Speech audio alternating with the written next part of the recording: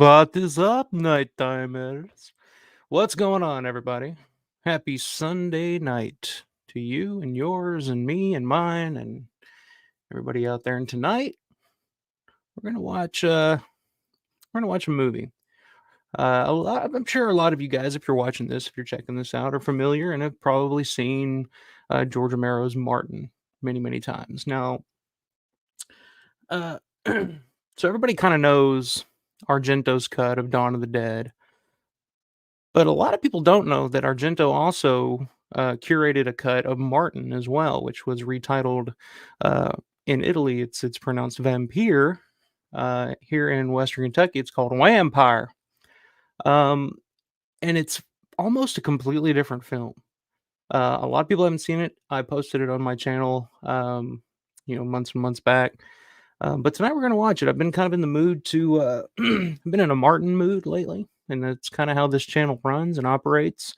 Um, I make decisions on what I'm gonna do week to week by whatever mood I'm in, whatever film that I'm interested in pursuing. So yeah, kind of got into a little bit of a Martin mood. I rewatched Martin again last night. I watched it in black and white, which is a fairly simple process. If you put it on put it in your 4K player, your Blu-ray player, what have you, DVD player, whatever the hell you're watching it on. Still, I know a lot of people, especially here in the U.S., are probably still watching the either the Lionsgate DVD or the Anchor Bay DVD of Martin, because that's the last physical media release of that film that we've had here in the States since those came out, which has been going on 20 years now, which is insane.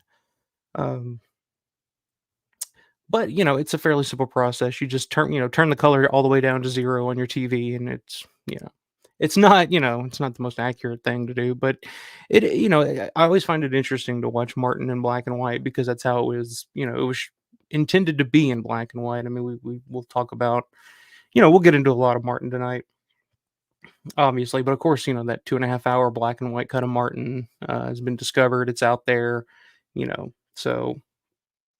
So this is the closest thing we can do right now to see what Martin would look like in black and white, all the way through. Um, so yeah, I rewatched it last night, and watched that documentary, "Taste the Blood of Martin," which was included on the second sight release over in the UK. Um, Rewatched that. Just kind of been in the mood for it. Another thing too, which really got me in the mood for it, I finally picked up this. It is the soundtrack, because the thing, if you haven't seen Vampire, um, the Italian version, kind of like Dawn, is 100% fully scored by Goblin. Um, Now, the songs that were used on the soundtrack were not. I think there were a couple that were specifically composed for the film, but a lot of them were just other tracks that Goblin had released previously on other albums. But I gotta say, I'm a huge fan. I mean, I love Donald Rubinstein's score of Martin here in the U.S. That's one of my all-time favorite scores. But I just love this album, this collection. I'm a huge Goblin fan, so that's a big aspect of it, obviously.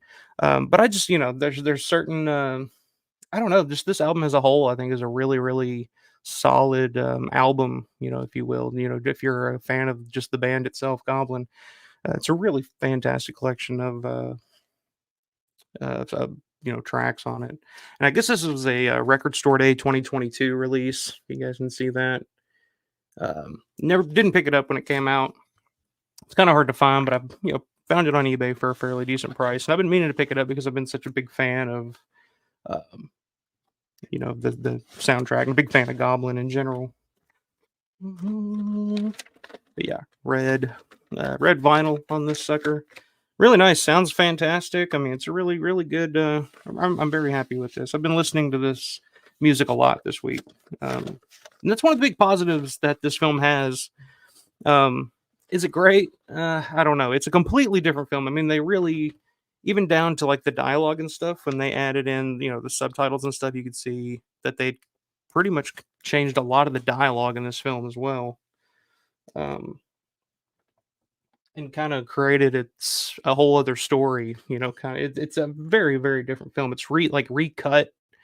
It's all out of sequence. Like it's a completely different experience. So yeah, if you guys haven't seen it before, tonight, the link to the video to the actual movie is down in the description of this video, so you can follow along if you want. But yeah, I highly recommend checking it out, especially if you're a fan of Romero and a big fan of Martin like I am. And it's weird because I don't really know too much about the backstory, the history of Vampire, um, how it came about. Like I don't know. Part of me is curious if it was part of a package deal that Argento. I've never heard. Like, you rarely ever hear anybody talk about it. I mean, maybe some of the interviews that I'm not privy to that Argento did over the years, maybe he mentioned it, but a lot of those are in Italian, and a lot of them are on, like uh, region locked discs from overseas, and a lot of that stuff doesn't have English subtitles on it. So unless you want to take the time to translate it all to English or learn Italian, there's really, it's a lot of lost information that if you don't speak the language, you're not privy to. So I don't know if they've ever really talked about it, Argento or any of his people. But I mean, I kind of assume that it had something to do with them striking a deal for Don. Like maybe that was part of the deal that Argento would be able to. If anybody in the chat knows, if you're watching or if you're watching after the fact, leave a comment down in the comment section. Let me know more about it because I know there are a lot of people out there who know a lot more than I do, and uh, so yeah, if you have any more information on this film than I do, please let me know. Um, so yeah, I just kind of assumed that it was part of like some kind of a package deal that they struck up. Rubenstein and Argento struck up for when they financed to do Dawn. I don't know if they included which Martin is kind of a weird film to kind of translate. Um, from the U.S. to overseas and Italy. Um, just because usually the films that translate the best overseas, or any film um where there's a lot of dialogue and character development, it's harder for that to translate for some reason. um it seems to be that way. I mean, unless it's like a film that's supposed to be hoity-toity, like a you know I say hoity-toity, but you know what I mean, uh, like a Bergman film or something, like that. If you're watching a Bergman film, like you're dedicated enough to like, okay, I'm going to sit here, read these subtitles, and really get invested in the film and the characters and the situation and everything that's going on. But typically, when it comes to horror or action films, the less dialogue and the less character, the better when it comes to translating overseas. Which has always been the case. I mean, that's why Dawn of the Dead. That's why Argento cut Dawn of the Dead down and cut it into that European cut, just kind of cut out some of the character building and the dialogue and stuff like that, and get more to the action of the situation. So Martin's kind of an interesting one to pick to kind of, and you can see how they tried to, you know, like I said, this is recut to shit. Not cut to shit. I mean, by no means. I don't think it's nearly as good as the U.S. cut, Romero's cut. Um, but it's certainly interesting if you've never seen it. And it's interesting to hear the music cues and the way that Goblin was used in this film, and some of the and even down to some like stuff where they like reuse. I will get to it when we're watching it, but they literally reuse a scene to portray something that it's very weird. Um, but yeah, looking forward to hearing this sucker. Let's see who's in here so far. We got Synthetic in the house. What's up, my man? Cool. Never heard of this version. Love Goblin, of course. I think you would love it. The soundtrack. I think you'd be a big fan of. If you haven't heard it, check it out.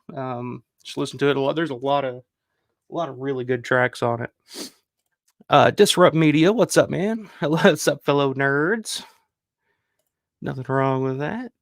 So there's a vinyl only or CD release too. I'm not sure if it was released on CD. It may be a vinyl only.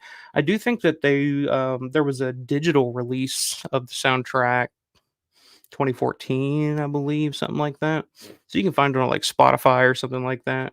But in terms of like physical releases, I can't recall if I've ever seen a CD release of this. I mean, there may be something overseas I'm not sure of, but I think here in the US, the only versions that I've ever really seen released were on vinyl. It's on this one. and I think there's another vinyl release overseas. So, but yeah, as far as I know, I could be wrong. I think that the vinyl release is the only release that's been available that I know of. Ah, but yeah. Anyway, so that's what we're gonna do tonight. Talk a little Martin and watch the film. We'll get into it here in just a second. I don't think there's anything else on the docket here to really touch on before we get into it. Um, they've been releasing a lot more for you guys that are planning on attending Living Dead weekend this year at Monroeville Mall in June. Of course, this year it's the theme is creepier. They're going to doing Creep Show 2, and Night of the Creeps, and they've been announcing a lot more guests here as of late. Um, let me see. I'll pull it up. We'll go through the guest list here real quick. They've introduced announced quite a few. John Amplis, I know for sure. I remember seeing him. He was announced, which I think we were all expecting. I mean, if you're doing a horror convention specifically, and catering to Romero fans, I mean, Amplis has got to be there. Gornick's already been announced, and that makes the most sense. Just his ties to Romero, but also his work directing Creepshow 2. So I think that's fuck, what's the website? There we go. Sorry, I had a brain fart. I couldn't remember what the hell the website was. Yeah, that's it. Yeah, they've announced quite a few. Let me get them pulled up here. We'll see what we got.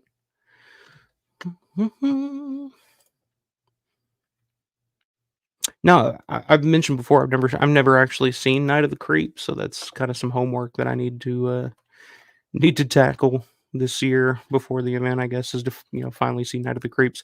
It's one of those films that's always been on my radar, but I'm just never. I don't know. It just hasn't lined up, and that's just the way it is sometimes. I mean, I'm that kind of person that's like it's hard for me to just put in a movie and watch it. I gotta be in a mood. I have to get it into my mind that, which, like I discussed a minute ago, just talking about, how how I choose to pick my topics for this channel. But I just gotta be in the mood for it. Like something's gotta, get my interest or, you know, uh, so it's hard for me to just kind of sit down and be like, oh, I gotta, watch this and just kind of watch through movies. Because sometimes, I mean, sometimes a movie just not gonna hit right if you're not in the mood for it. You know what I mean? So it's kind of hard to judge it properly. Like if I'm in the mood to watch something depressing, you watch something depressing. If you're watching in the mood to watch something fun, but don't try to watch something fun while you're depressed. I guess is what I'm saying. I don't know. I'm just rambling while I'm trying to pull up these names. Um, okay, so far announced for the event, which quite a few names already have announced here. So John Amplis, of course, in Creepshow, Dawn of the Dead, Martin, obviously. Night of the Living Dead, Day of the Dead. Mike Gornick, Tom Savini is of course going to be there. How could you have a Romero reunion, Creepshow reunion without Tom Savini? Phil Wilson, who was I think one of the illustrators for Creepshow 2, and the Creepshow TV series, like all the animation. Rick Catazone, who is uh, worked with Romero quite a bit over the years, even going back to like the Crazies. He had a little role in the Crazies, but he was also one of the illustrators for the Creepshow films and TV series. And Rob Friends, and I'm not too familiar with that name to be honest with you, but he was also an illustrator. I guess he's worked on DC, Marvel, along with Creepshow 2. So that's pretty cool. I'm not a big comic book fan, so those are definitely, especially the Ron Friends there, definitely more of a comic. If you're a fan of comic books, it's a pretty big name to get, I'm sure. But yeah, I'm just not a big comic book guy to be honest with you. Dan Kamen, who played old Chief Woodenhead in Creepshow 2, is going to be there. Um, Marty Schiff, we all know Marty Schiff. He's in Creepshow, Dawn of the Dead, Effects. And Daryl Ferrucci, who I met back in I don't know, what was it, 2 years ago now at Horror Hound. Had him sign my fluffy action figure. Very cool guy, very nice guy. Definitely you can see he has a lot of fun with it. But he Ferrucci's was always kind of worked with Romero and Tom Savini a lot during that time, and he played Fluffy, I guess if you want to call it that. He he played the character of Fluffy. So we'll go with that. Then of course, then the Night of the Creeps cast reunion: Tom Atkins, Fred Decker, Jill Whitlow, Alan Kaiser, Jason Lively, and Steve Marshall. Which we went over those, I don't know, a couple months back when they were first announced. But so yeah, it's all starting to come together. You expect there to be, your usual zombie crew. Your at least I expect it. Sharon Hill, Lenny Lees, Joe Shelby, those types. So it should be pretty cool. Uh, I'm trying to think if there's any names. I mean, obviously there's some obvious names that would be awesome to see, especially at a convention like that's specifically tailored for these films. Obviously, Stephen King would be the main one, but Steve King doesn't really do conventions. But Stephen King would be the obvious one, the big one there that I think would be perfect. I don't think that he would do this convention, but I do think that there is a possibility that he may do conventions down the road. And talking about Ted Danson. I think Ted Danson might. I feel like just looking, I like Kevin Spacey. I just saw Kevin Spacey is doing conventions now, which is kind of weird. Like that's a name that you'd never expect, especially after all that happened to him and whatever he went through with his career or whatnot, which kind of makes sense, I guess. But that he would be doing conventions now, but yeah, you see a lot of these like mainstream names doing a lot of conventions now.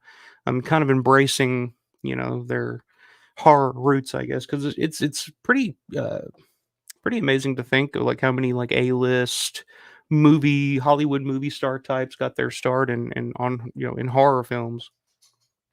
Ed Harris is a perfect example. Don't think he'll be making this event. I don't think that's a guy I don't see ever doing a convention unless somebody just throws a shitload of money at him. But I mean, for what? Like, your mainstream horror cons are not, they're not going to dish out the big money for Ed Harris just because he had roles in, Knight Rider's Creep Show. And I mean, he did work with, Cronenberg quite a bit during that little period there. How many times did he? I know he was in History of Violence. I just watched that again here recently. That's interesting film. I wouldn't call it a great film, but definitely an interesting film. I'm trying to think, was he in what else was he in with Cronenberg's? I can't think of it right off the top of my head. 'Cause it was Eastern Promises. I don't know if he was in that or not. Anyway, fuck. What the fuck? I don't want to get off on a tangent. But I mean, I just don't see Ed Harris ever doing anything like that. Galen Ross would be a name that I think I could see maybe bringing in here just because of her association with Dawn of the Dead as well. I think that would be a drawing point because I mean her role in Creepshow is fairly small, um, but then again, it's that'd be a pretty big get on both of those ends.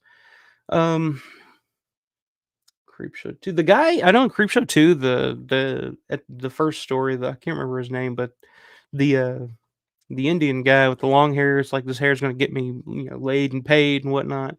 He was actually I didn't even recognize him or realize it. I just kind of stumbled across. I was like, "Holy shit, it was him!"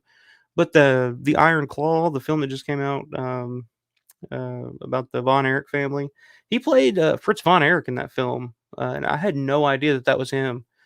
He does a great job in it. I will say, I mean, you can see his career really took off. I mean, I guess he did get to Hollywood, get laid, and get paid. I guess, but I don't see him doing a convention, so that's kind of on the outs. Who else? Who else is still around that would even be? I guess your behind the scenes, crew. I mean, I could easily see Warner Shook and Chris Romero coming back for another year. Both had you know uh, roles in Creep Show. Um, I think Joe Hill would be an interesting one. I don't know if they could get him though. Uh, John Harrison, I think that's a perfect get. John Harrison, of course, did the score for Creepshow. I think that would make a lot of sense because I know he was there for the Day of the Dead reunion, a couple of years back. So I could easily see John Harrison, being there. So I don't know. We'll see. It's shaping up. It's pretty exciting. Still a little bit of ways. What do we got? About 4 months to go. So fairly interesting. Fairly interesting. Synthetics is all look, thanks. I'm still a physical media guy for video music since all digital stuff could go away or be changed in the future. Yeah, that's a big thing that's been going around a lot. I've been seeing a lot of that here lately, just talking about like, because I know I get it, from my fiance and people all the time. It's like, oh, you still buy Blu-rays and DVDs and shit. I don't really buy DVDs too much anymore unless it's something that's not out on Blu-ray or 4K yet. But here lately, I've been kind of going through like okay, I need to start really, collecting a lot of this stuff.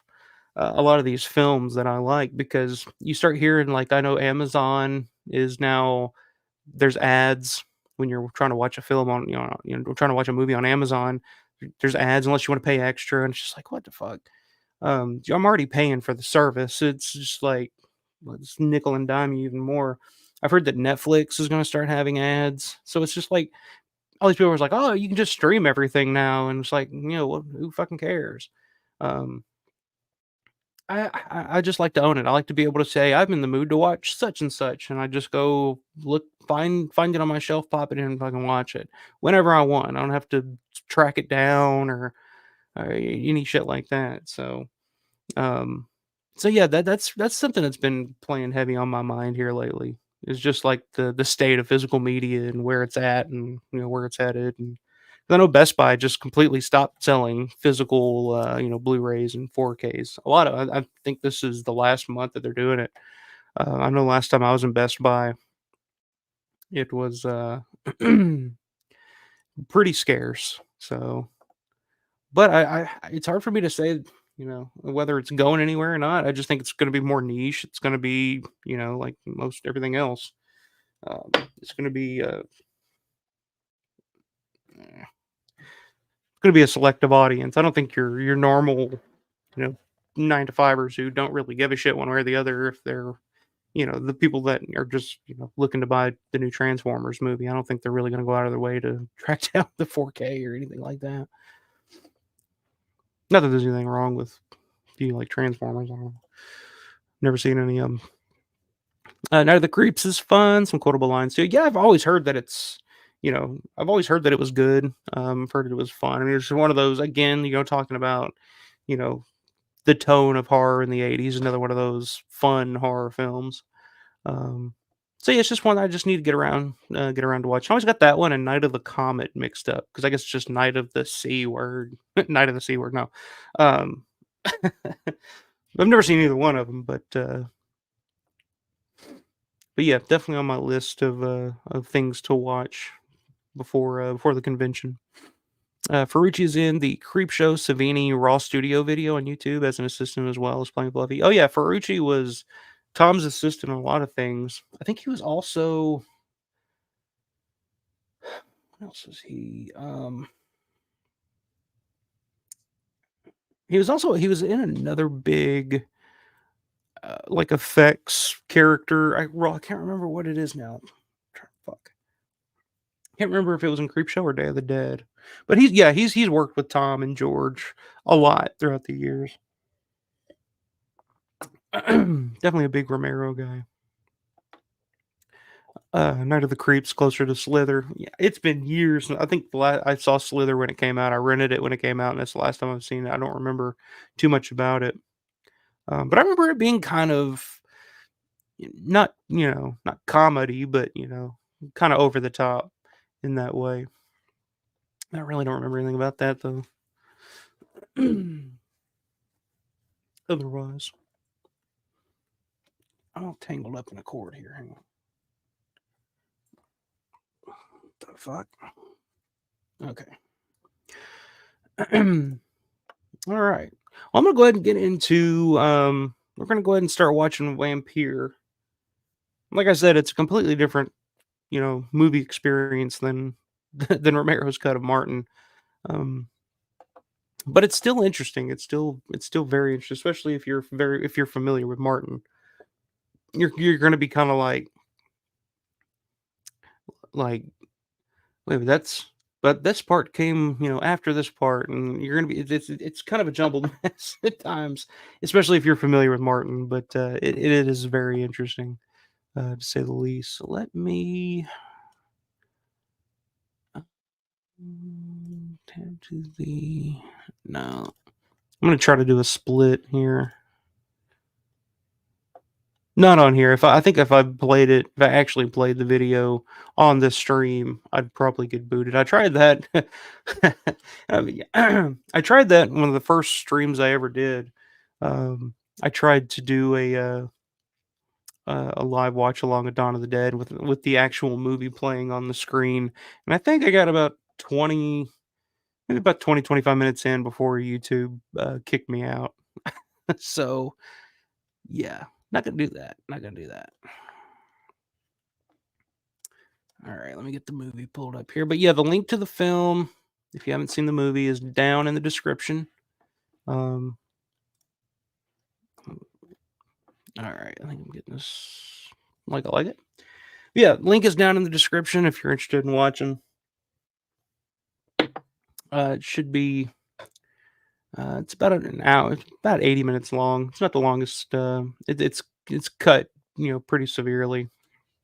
But this version's available. It's kind of hard to find, but it's available on that Arrow release, the DVD release of Martin from. God, what year did that come out? God, it's been a while. We really, I mean, other than the Second Sight box set, we really haven't got much in terms of Martin. So I don't know if that's going to change anytime soon. It's in the hands of Richard Rubenstein. So saying that, who the hell knows? I don't know. Although I did see something a couple days ago that said that Anchor Bay was going to be kind of doing like a boutique label comeback. They're going to start. They got 2 new titles coming out. So that is kind of, I don't know who's in charge over there anymore. Who's running shit over at Anchor Bay anymore.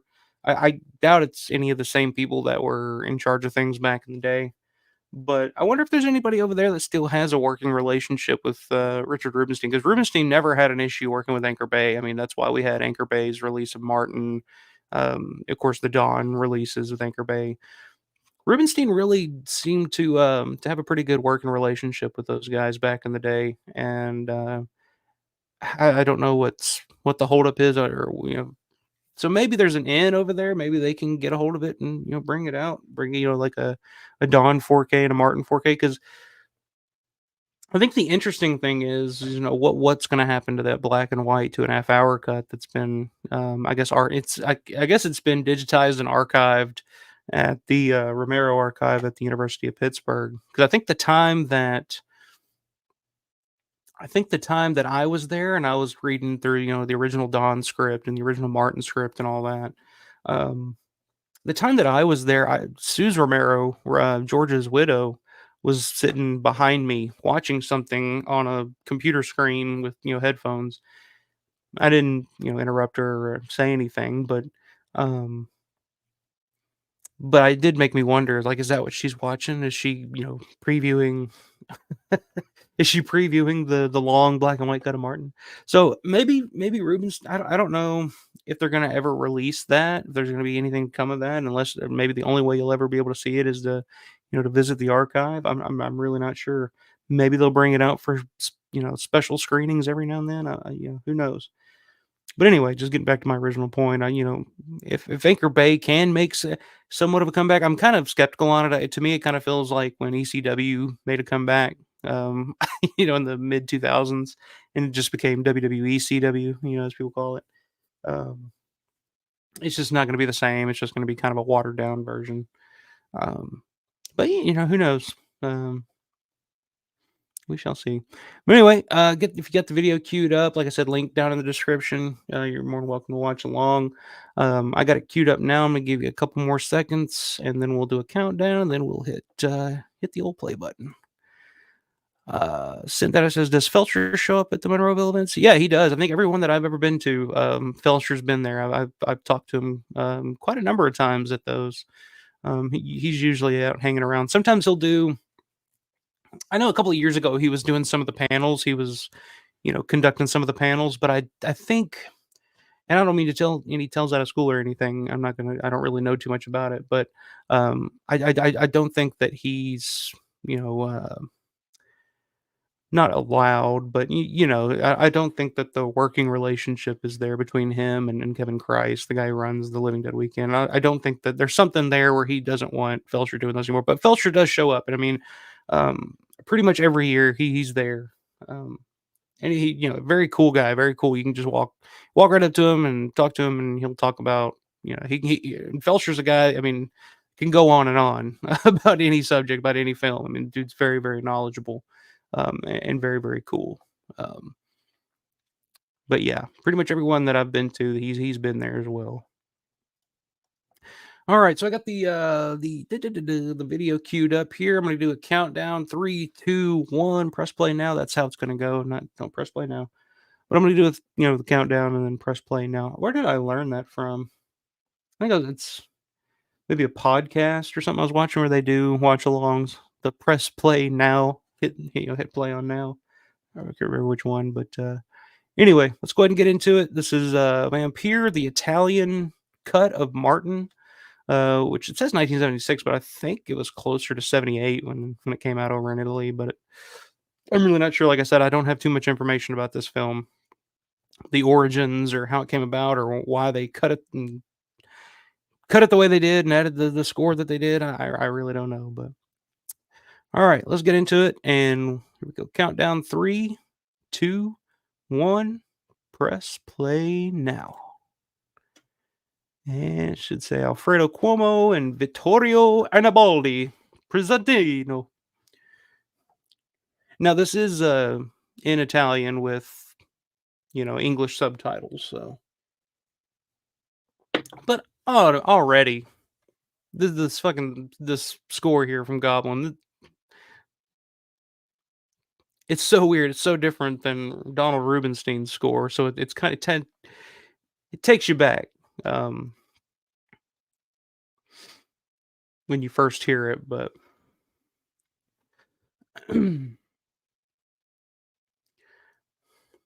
I just love Goblin.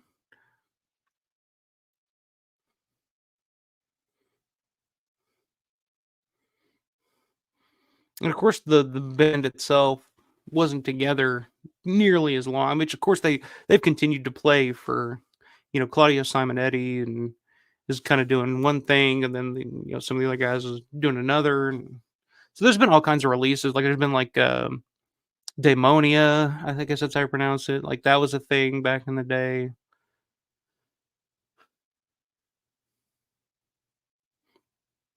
Which to me, it always just felt like it was Goblin music metal-fied.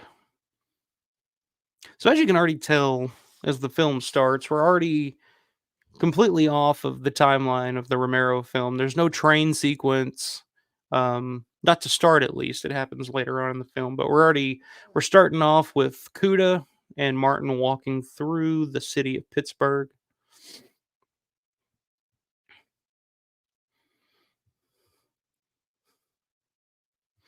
You can really the you can see the character there and how Cuda's walking compared to how Martin is walking, which of course Martin's carrying the big suitcase. But one's just kind of, lollygagging behind, and Kuda's like on a mission, very particular or very precise with his steps and speed.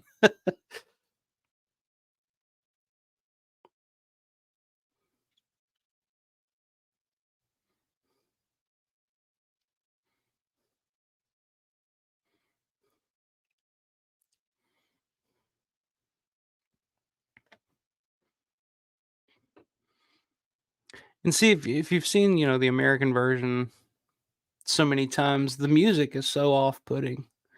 Is in scenes like this, but it's really been played more as like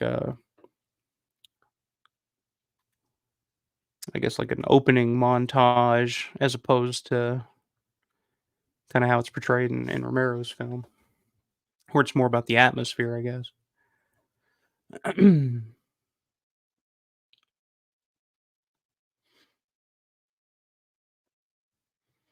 There you can see the old steel mills in the background, out the window of the train.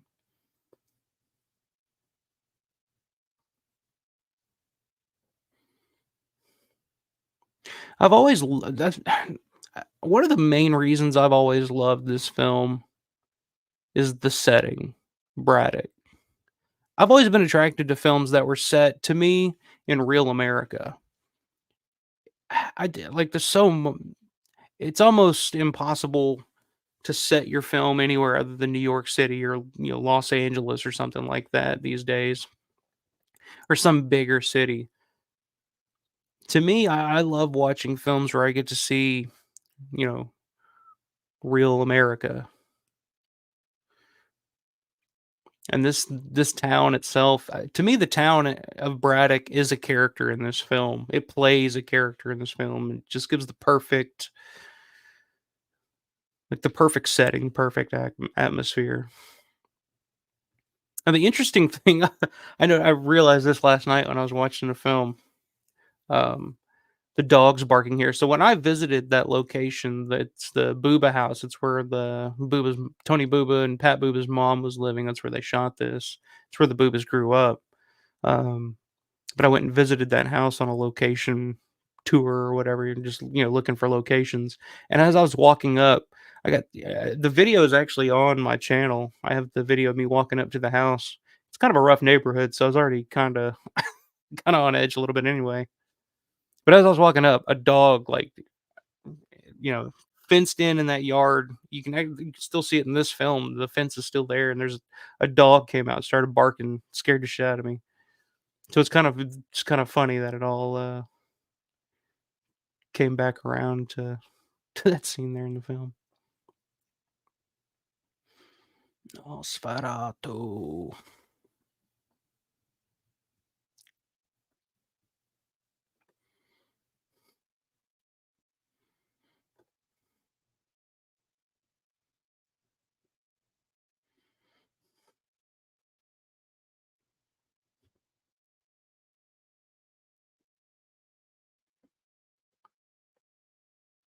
So it's kind of interesting if you're watching, like, let's say you're in Italy and this is the version that you watch first. You don't really know. Like in the US version, we open with seeing Martin, you know, killing his first victim and drinking the blood. But here we don't know. We're just kind of shot in with this old man and this young kid, and they get there, and this is the first time it's being hinted at, what's going on. We don't really know.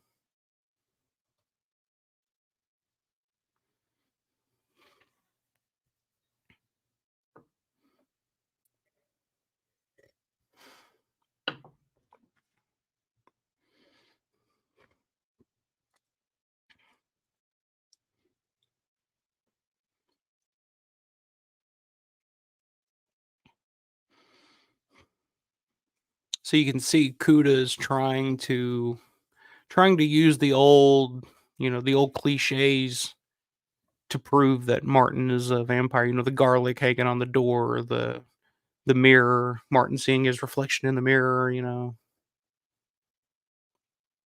Because Kuda firmly believes that Martin is truly Nosferatu. He truly believes that he's a vampire. He's got, the family curse.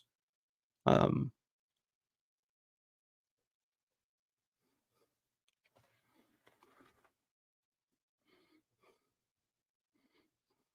I know you're a bit slow, but not stupid. And that's another thing about the Martin character that never really set in originally for me the first time watching is that he's supposed to be, I guess, what would be considered today. He's supposed to be autistic or something like that. Just, quiet. You know, 'cause I know in the film he says, "You are imbecile. Can you speak?"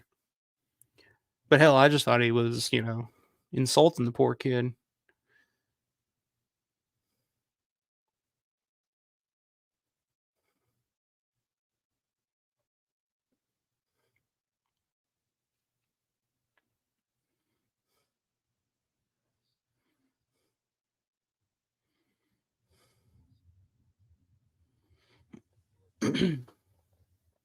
And of course, the debate has always been whether Martin was truly a vampire, whether he was just a mixed up kid, confused, brought up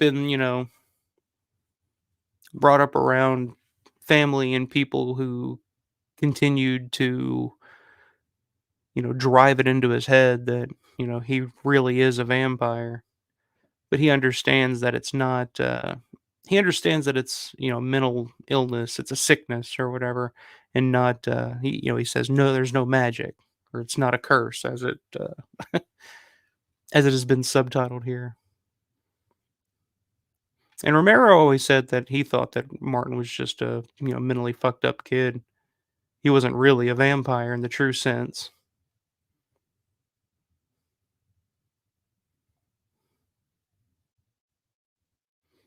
But the thing is, Lincoln Mizell, who plays Cuda here, um, he believes it so strongly, and he has, the books, and he's like, "Have you looked at the books? They're there." It's my it's my Cuda impression. They're there.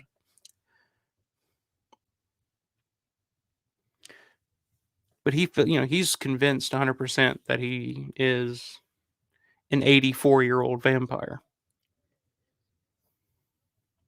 Now that lady there, of course, that's Christine Romero's mom. We get a little groovy music while Martin's delivering the meat to the lady's house. Yeah, he's going to be delivering some meat to the lady's house here in a little bit.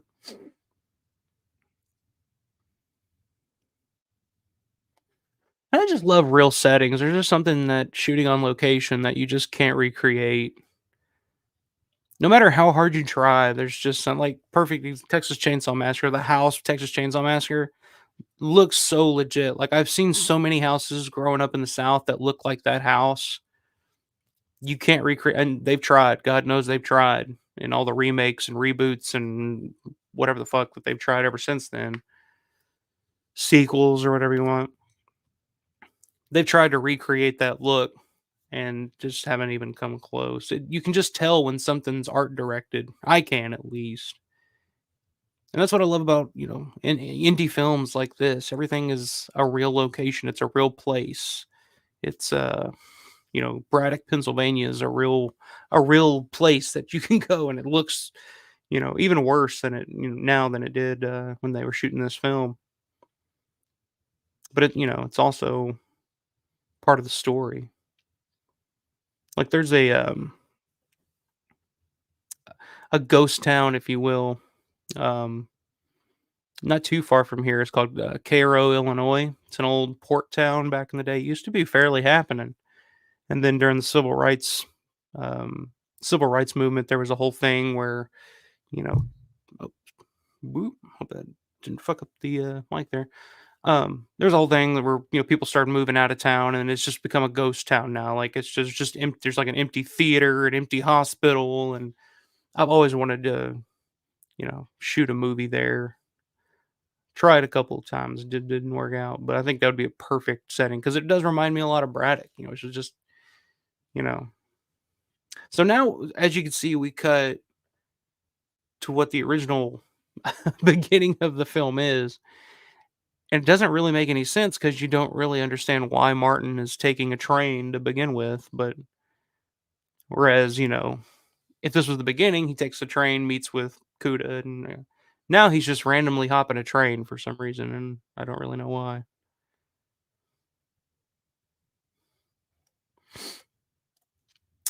What's up, man? Gray Invaders in the house. Hello, fellow flesh eaters. What's up, man? Just watching a little Wampyr, as we say here in Western Kentucky. If you're watching along or interested in watching along, timestamp right now, I'm at 12 minutes and 40 seconds. So,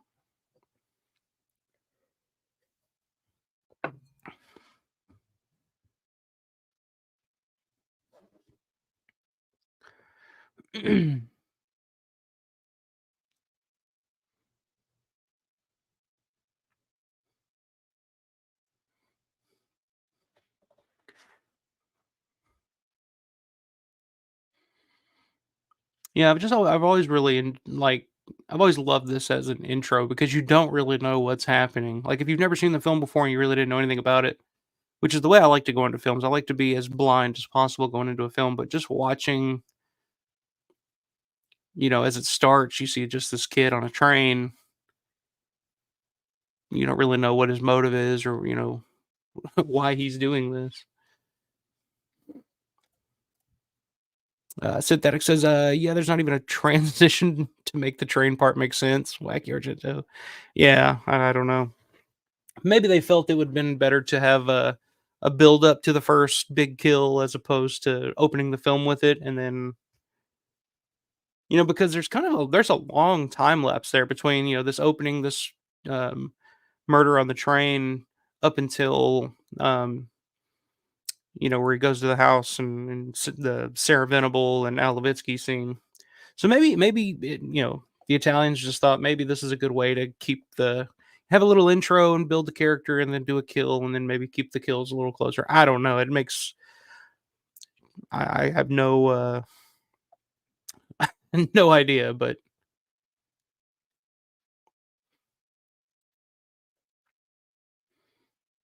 it was curated by Argento. So I guess he gave the final stamp of approval on it.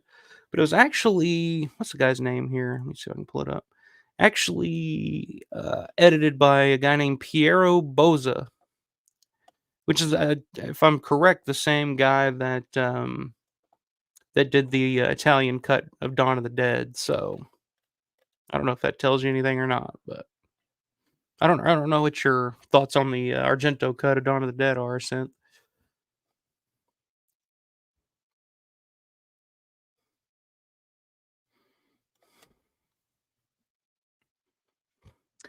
so this the train victim here. This is Fran Middleton.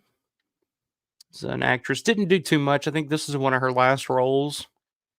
She also had a small role in the 1970 film Joe, which was nominated for an Academy Award that year for best screenplay, I believe. But she, had a couple of small roles. She had a fairly big role in another film in between. I can't remember what the title of it is.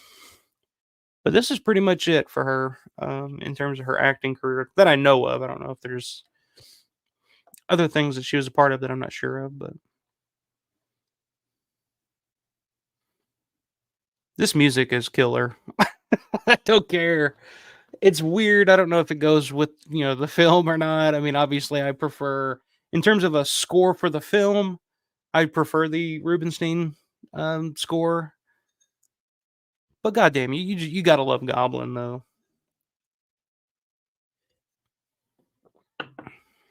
Something that really sunk in with me watching it last night um, is Martin's the sympathy that he has for his victims. He doesn't just go in and just start slashing with a razor, and he wants to inflict as little pain as possible. And he's not killing them out of malice or hatred or anything like that, or just evil.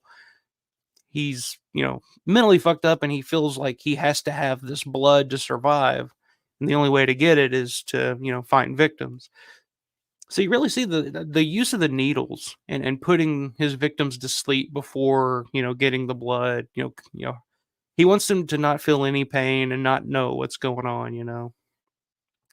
So it really interesting way to show because on the surface the character of Martin is very not a likable guy. I was actually just watching A Clockwork Orange again for the first time in a while earlier today, and it's kind of the same thing. He's kind of the anti-hero. There's a part of him that you like, but then at the same time you realize you have sympathy for the character of Martin, but you also realize that he's a rapist and a murderer and a stalker and all this other stuff. So I love this bit of music here. This music is just constantly running through my head a lot of the time, to be honest with you, especially the past couple weeks. Do do do do do. Check the chat here. Green Invader. I just finished All of Us Are Dead on Netflix. I've never heard of it. one of the greatest zombie series I've ever seen. Can't recommend it enough. All of Us Are Dead. Okay, so there's a recommendation there from Gray Invader on All of Us Are Dead. I don't watch. I honestly don't watch too much on Netflix, but so I haven't heard of it. Um, but uh, but yeah, I have to look that up. Let's see. Synthetic says the Frumkus analysis clip of the scene is very good. Yeah, yeah, that's kind of where I was getting that. Is but like on Document of the Dead when he's kind of breaking down that opening scene of Martin. There's no, no dialogue, no real plot, and you really don't know what's going on until you get, until you get to this scene here where love that effect. Such a great effect. It's so easy because that's really the first, Romero Savini effect. And that's kind of how that effect is how, Savini got the job. He demonstrated that to George. Christine about lost her mind, and George said, "Well, that's perfect. We can use you on this movie." So it worked out. But yeah, just love that effect. Season says, Dawn of the Dead Argento cut is fun to watch, but very different, more action, less dialogue slash story, like a pulp movie. Yeah, yeah, and like I said, I think that just really comes down to you know translating a film overseas. Sometimes, if the more dialogue that you have to, the more that people have to read subtitles or whatever. But I mean, I guess they overdubbed shit like that back in the. I don't know.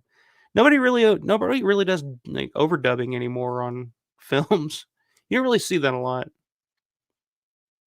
If you watch a foreign film now, it's typically only subtitled. Since there's Goblin, some of the best prog rock ever.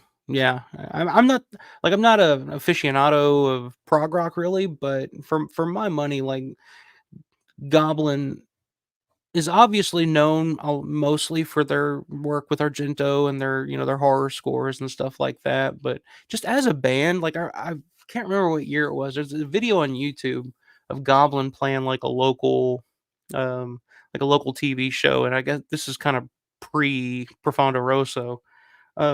And just as like just a band, so tight, so you know how did Argento but there's an interview where Argento was talking about talking about Goblin and why he admired them so much. And he's like, "These are not street musicians; these are educated men." So I've always thought of that when I think of Goblin. I just think, "Oh yeah, those they're educated men. They know how to. They're educated on their instruments." But yeah, love the band itself. Great stuff. It's like Romero meets Hitchcock. Yeah, yeah. There's definitely some Hitchcock influence in this, I believe.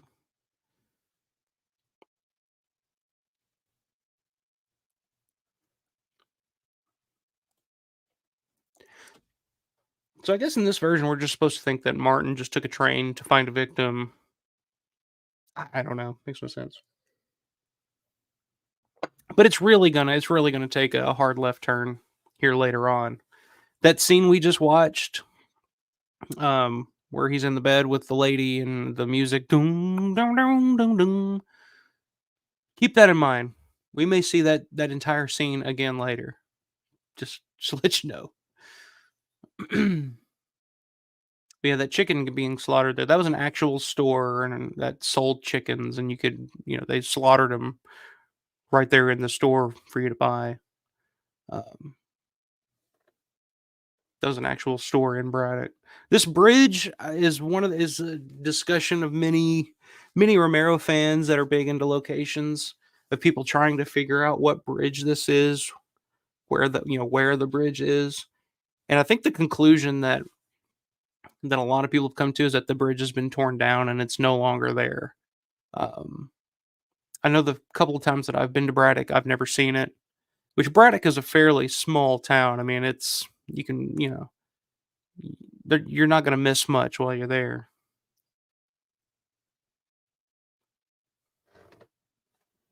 But as far as I know, I think that bridge is no longer there. A lot of things in Braddock are no longer there.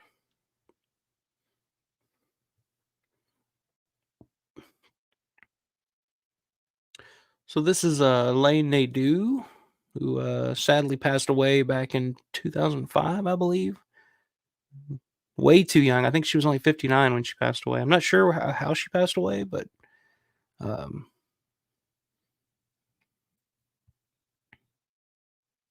yeah, another actress that didn't do too much outside of this film. And she was New York based, if I'm not mistaken. And this is the only time she worked with Romero.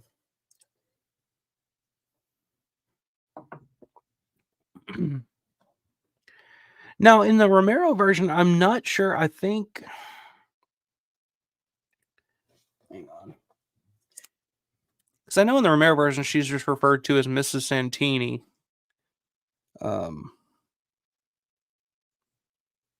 but I think in this version, they give her first name. I think Emily is. Well, see, now they're saying Miss Sampson. So in this film, her name is Emily Sampson, I guess. Don't know.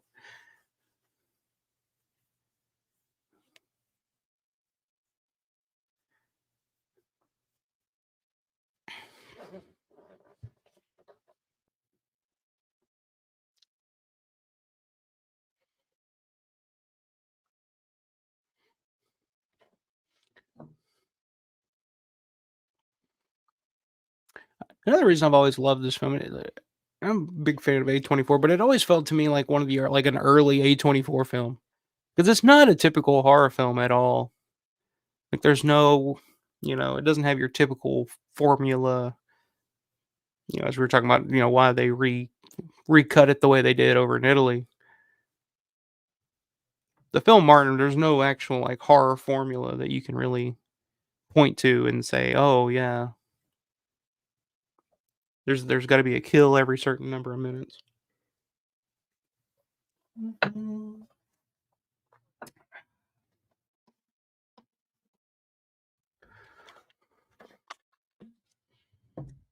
You look like a cat. Synthetic says the taking train for a victim angle is fine, but why is he wearing the clothes from the beginning and carrying all? Yeah, I mean, like I said, it makes no sense. It's going to make even less sense later. Like I said, remember that scene? You may see it again. So, but yeah, I think also, fuck, I can't remember if they put it in or not, but they also say that the train's headed to Pittsburgh. And he would already be in Pittsburgh, or at least Braddock. You wouldn't take a train from Braddock to Pittsburgh, which I mean, I guess you did. There was the smaller commute trains, I guess, but in the film, he's supposed to be, taking a train from Indianapolis to meet his uncle in Pittsburgh, and then they would take another train to Braddock. So yeah, and then of course this is cut completely out of sequence with the film. This is actually the parade sequence is right at the end of the film. This is pretty much the end of the film in the original version. But here it's just kind of thrown in for no real reason. I guess he got caught in a parade after being dropped off by Mrs. Sampson.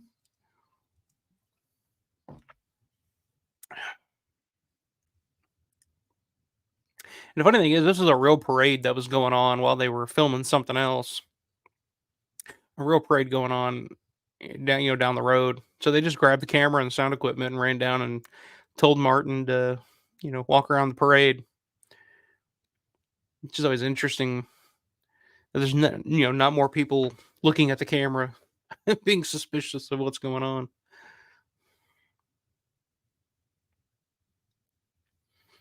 I always really like this scene with the little guillotine.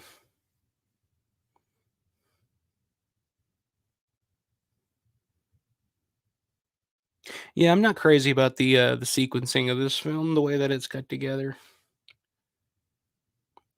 And I kind of feel like I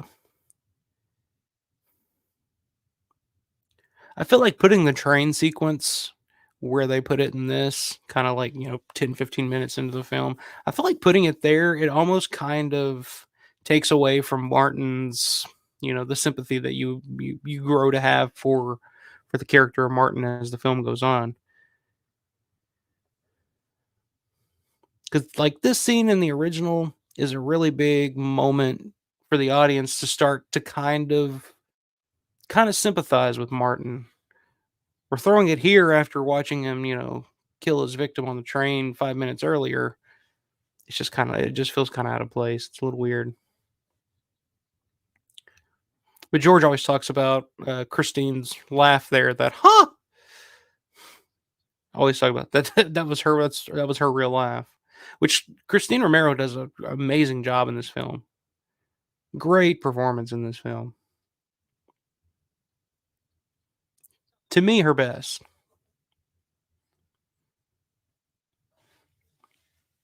There's a young, mustacheless Tom Savini.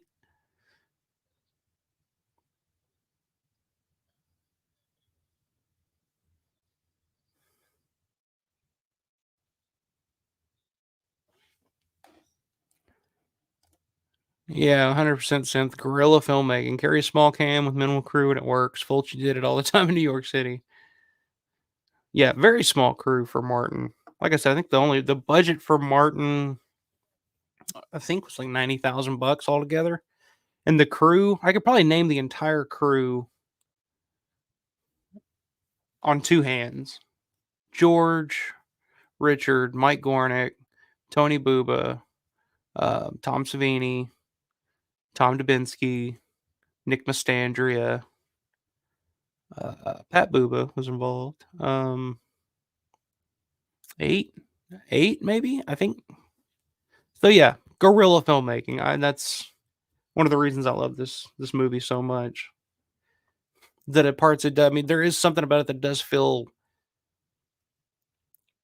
documentary documentary esque in ways, especially when he's like walking through Braddock and all that. And again, this is completely cut down and out of sequence, so it's a little weird. You always look so pale. Don't you think you should see a doctor?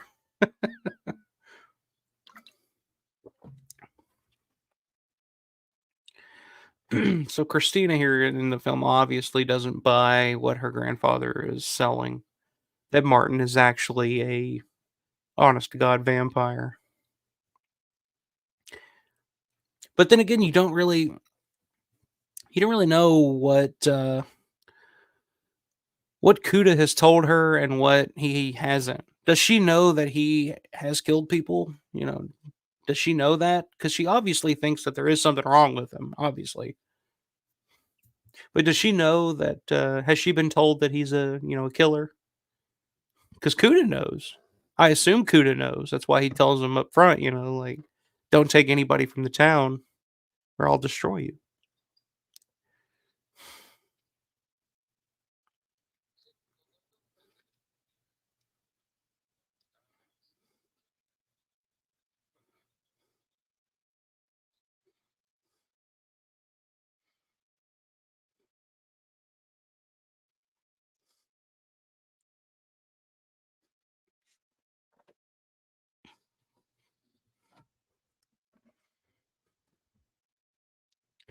Yeah, very strange this cutting.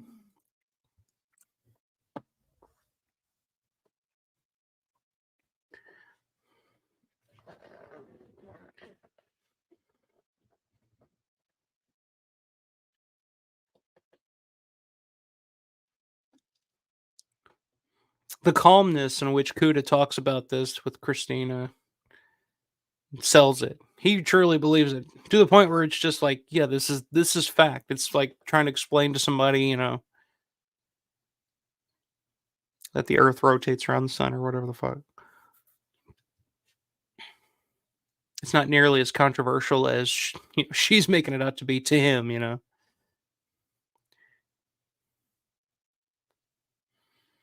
Transylvania. That's another thing that they changed. Like I said, a lot of the dialogue and shit in this version is completely different. So it's kind of a completely different story. Not just the editing and the music and everything. They pretty much just changed a lot of the dialogue too. Because in the Romero's version, he's not from Transylvania.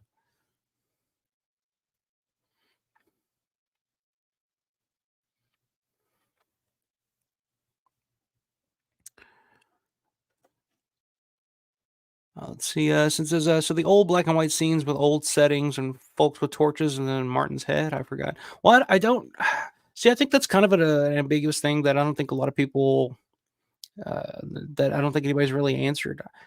It could be. I think I've heard George.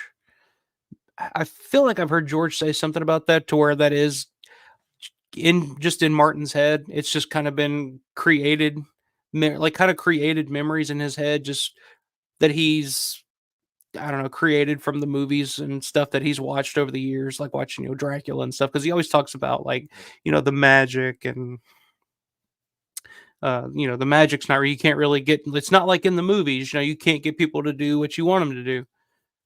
So a lot of this has been concocted probably by, which I think is another thing too, is the society and the world that Martin lives in and what the things that surround it. If you're told that you're a vampire your whole life since birth, and you're going to believe that you are, and you're going to create what a vampire is to you by you know what Dracula, Nosferatu, the literature and the art and everything around you that's telling you what a vampire is.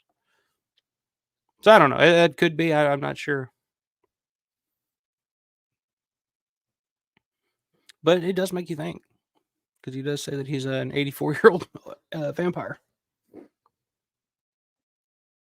And another thing too is like when it cuts to that black and white stuff, like when he's about to break into the train, into the like on the train when he's about to break into the room to go after the woman. He kind of in his mind has this idea. To me, I always took that as like because it cuts to that black and white scene where the woman's in there and she's like waiting and she's like extends her hands out kind of welcoming him in. And that's just in his mind, that's what he hopes happens, like what he's expecting when he opens that door.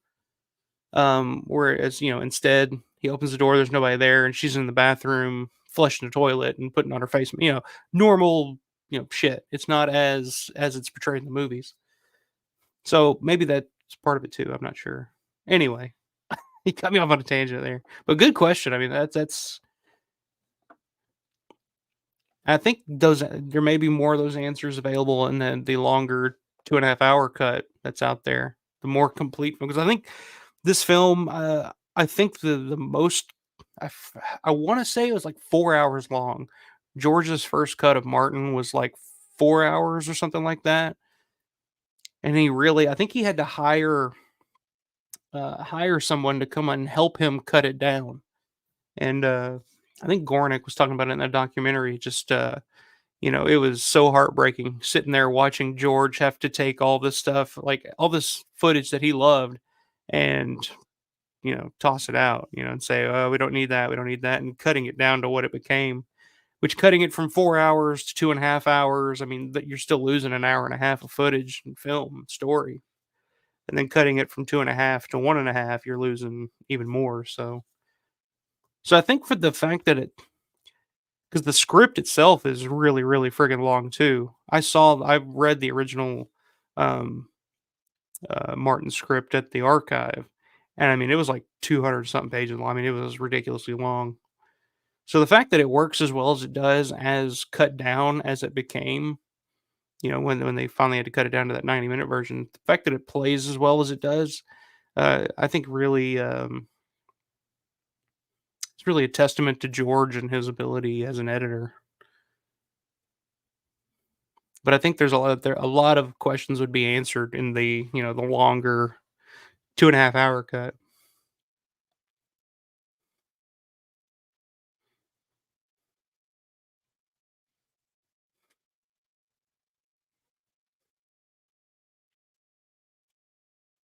I believe this is out of sequence too, but like I said, this whole movie is, so I'm not gonna try to it's kinda redundant at this point to constantly be like, "Oh, yeah, this is out of sequence." But again, I do love this score, this soundtrack.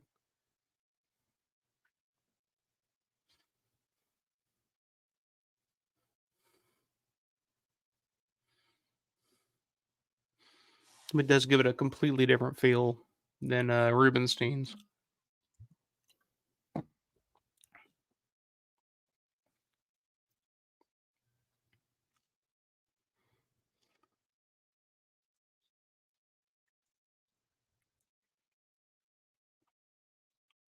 Yeah, hey, it's George.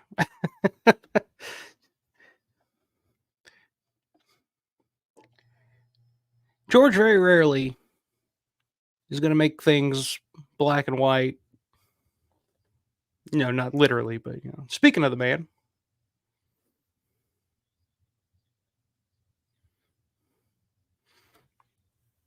and again, I gotta say George's performance in this as the priest here is really, really good for a non-actor like, George.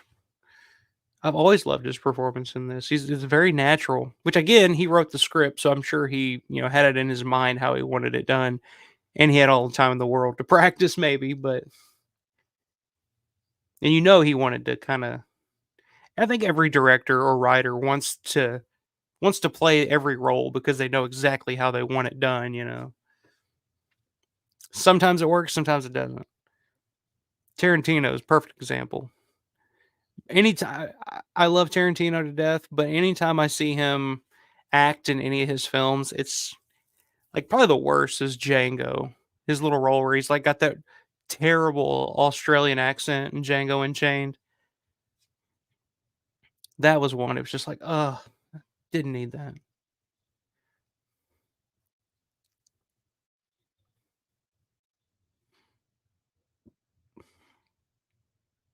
See, so in this version, Martin's not talking to the radio show. He's literally on the phone. I guess he called the cops and literally confessed to the murders. I don't know. Since says the score does work, I'm just so used to the original one. Yeah, I mean it's very off-putting. It's a completely different type of score. It gives it a completely different type of feel than Rubinstein's score. But just the Goblin fan in me, I love the music. But in terms of like for the film, definitely prefer Donald Rubinstein's score. That was just damn near perfect score for a film, in my opinion.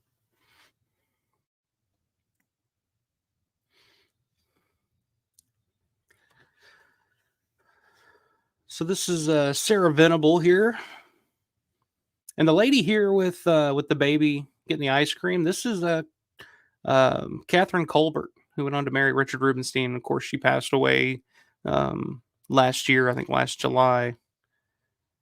And she, of course, had you can see her flash across the screen in Dawn of the Dead on one of the back of one of the motorcycles. There's Richard Rubinstein in his one and only appearance in a film. But again, like I said, a small crew, guerrilla filmmaking. I mean, everybody that was working on it had an on-screen role. From what I can remember, I know Gornick doesn't. Well, Gornick does have an on-screen role as a detective at the end of the original black and white 2.5 hour cut.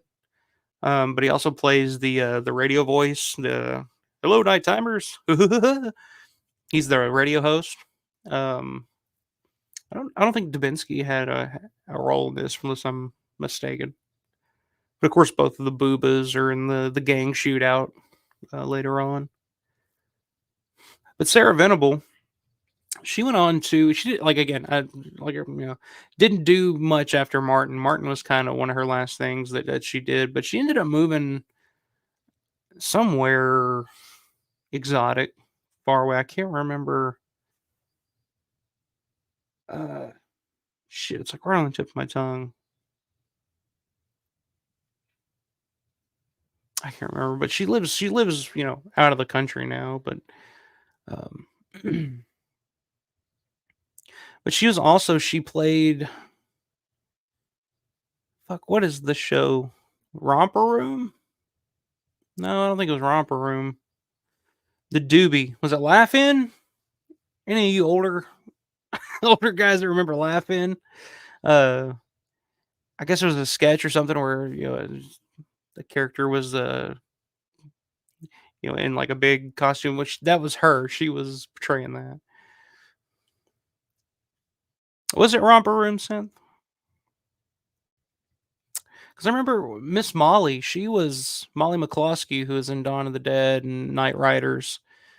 She was Miss Molly in Romper Room, correct?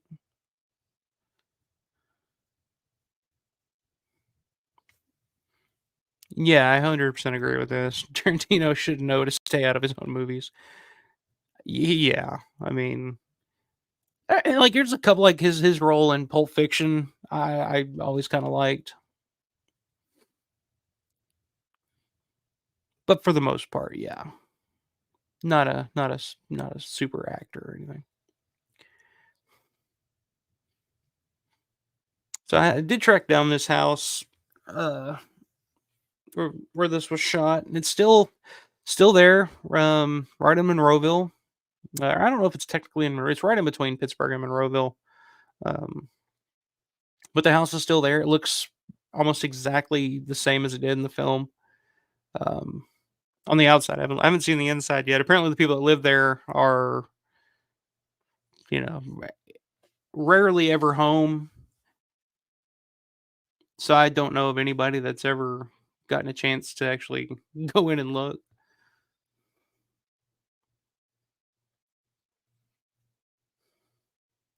But I've always loved the architecture and whatnot of this house, and the way that it's laid out. I think it's why they picked this house is for the way the scene plays out in the film.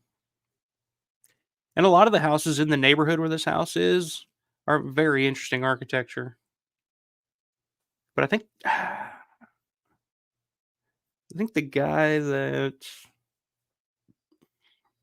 trying to remember the name of the guy that was it. I think Al Levitsky was the owner of this house. The guy who plays the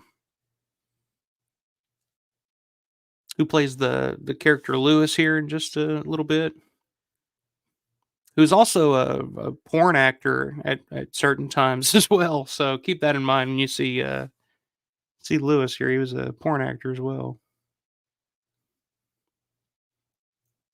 Yeah, the horrible wallpaper scent. Yeah, there's some right there, as you can see. Gotta love the 70s decor back in the day. Checkered wallpaper. That's brave.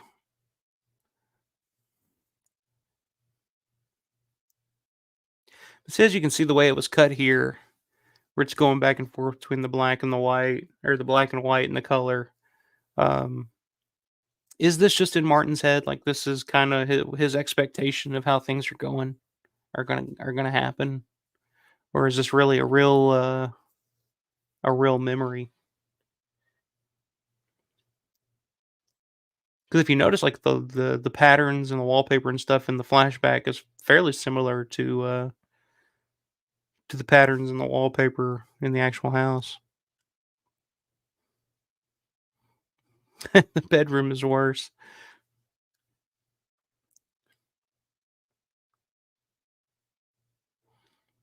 Like, if you wanna see some horrible looking wallpaper and '70s decor, Season of the Witch, that's a perfect example of some of the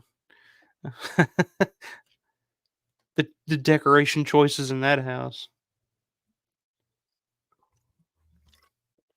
There's Levitsky.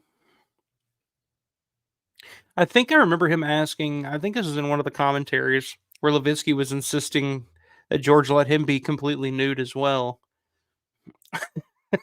but George was like, "No, you're keeping your pants on, Al."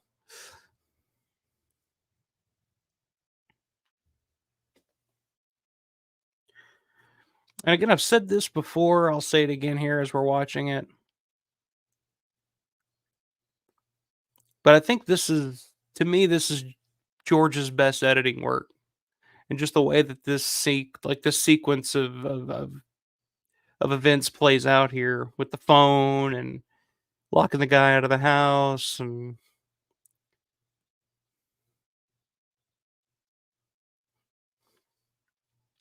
again, soundtrack, kicking ass.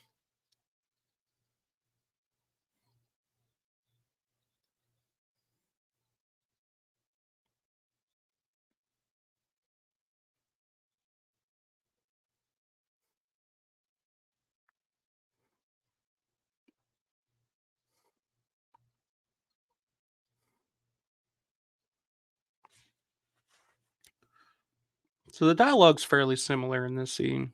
They're not changing it too much.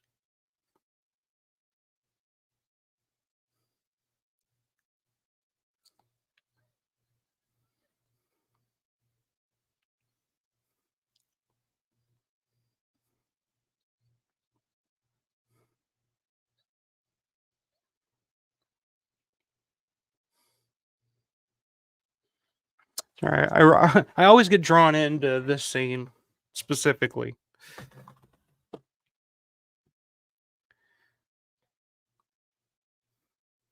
because I think it was in Document of the Dead where George was talking about why he wrote this scene to play out the way that it does,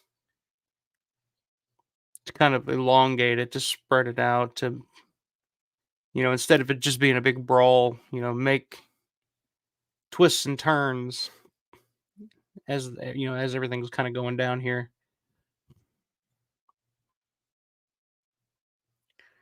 No, he hits the guy with the old sleep medicine here in the shoulder. But as you can see, the guy has isn't really showing any effects of it yet. I assume that's because he didn't expect him to be there. Martin didn't expect him to be there, so the dosage that he originally had was for the lady.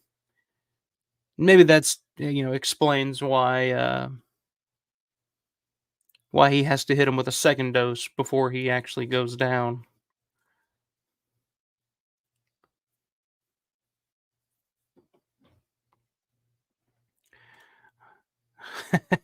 The Italian cut, he would be nude. Yeah, 100%. A different line there should be, "I forgot the number," as she cries it. Yeah. Oh, dude, that's fairly, nothing compared to a lot of the dialogue in this. They've completely changed it around and almost completely altered the story. I forgot the number. See, like making that a struggle, like just calling the police, making that a struggle. Like, can we? Because you're not supposed to be here. You know, what's the number? Don't call 911. We got to get the actual numbers. We can go to the hospital. Okay, thank you. Martin's fucking it up. Makes her forget the number. Like, I think it's brilliantly laid out and edited there by George. I'm just such a big fan of this movie. Maybe not, maybe not this version. The music is fun. I will say the music does make it fun for me, but Martin, the film Martin, I'm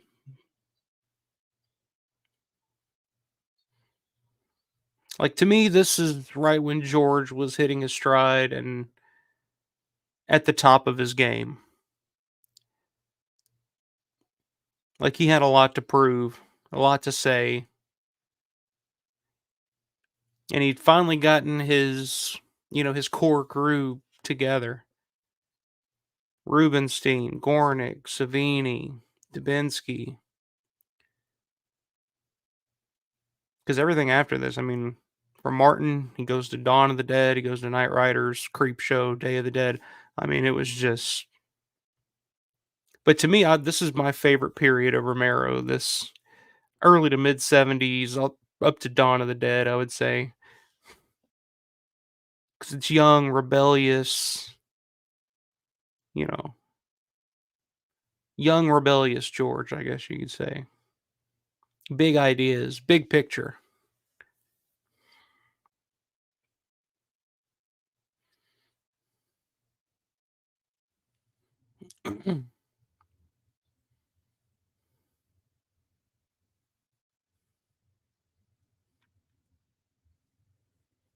Which I say young, rebellious George, he would have been 36, or he'd been older than me at this point making this, but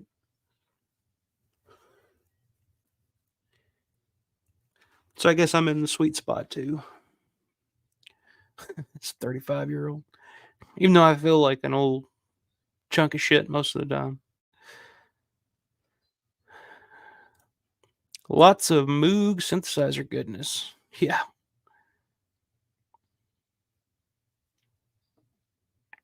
Yeah. A lot of it, especially in that little piece of music there.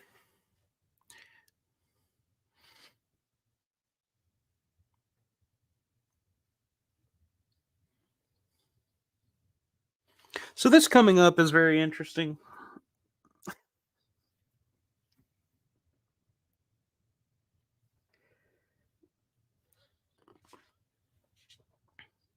So in Romero's cut of Martin, she doesn't have to die. He doesn't kill her. She just goes to sleep, and he says, she wakes up the next day. You can see her, tossing and turning as she sleeps. Martin doesn't kill her, um, because he doesn't have to. He can get his blood fix from the Lewis character now.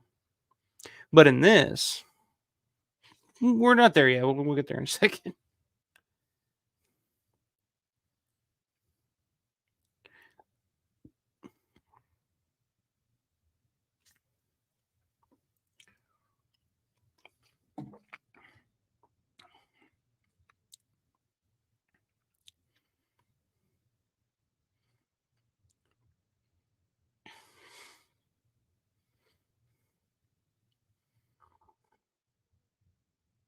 Fairly similar dialogue.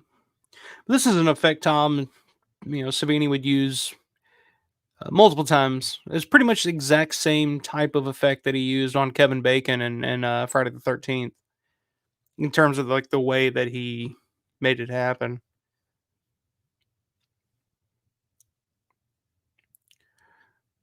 A continuity thing too. There, he's got Lewis is wearing a shirt, whereas in the house he was shirtless. But I just always assumed that it was Martin put his shirt back on, drug him out there to kind of make it look not so suspicious. Maybe, I don't know, just to get rid of his clothing as well, so it's not left behind as evidence.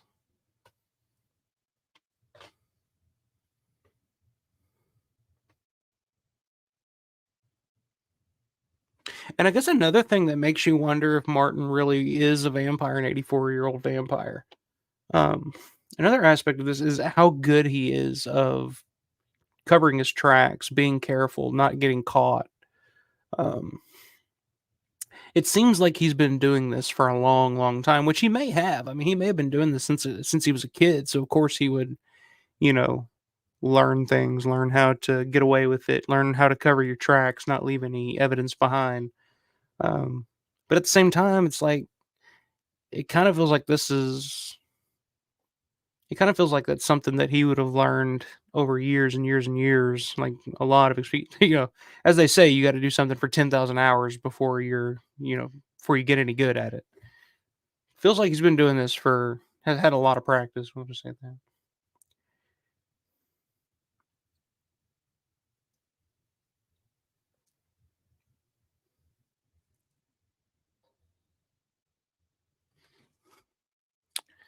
That's a good point. Since as if he's not a vampire, in a way, he's like a little, little like Dahmer without the cannibalism. Yeah, I mean, it's like I said, like Martin, which is a credit to John Amplis's, which I don't think I've talked about Amplis's performance enough in this, which I've talked about it a billion times before.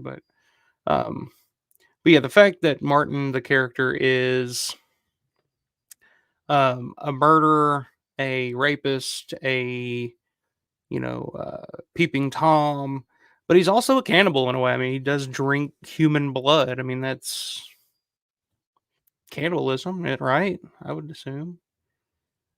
So, okay, keep in mind.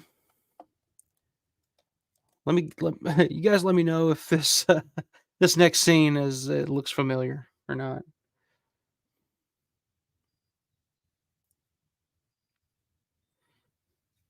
Oh, wait a minute. We're right back at the train. Same exact, except they flipped it. So in this one, Martin's facing the opposite way. So they've basically taken the exact same scene and flipped it to try to sell it as a completely different scene where this woman is supposed to be the Sarah Venable character. Oh, yeah, exact same.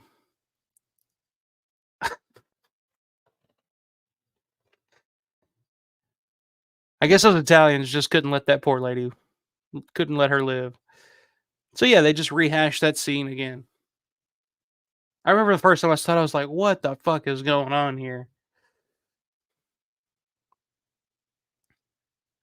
See, so I guess he's calling the Braddock Gazette and, is confessing to all these murders, which makes no sense.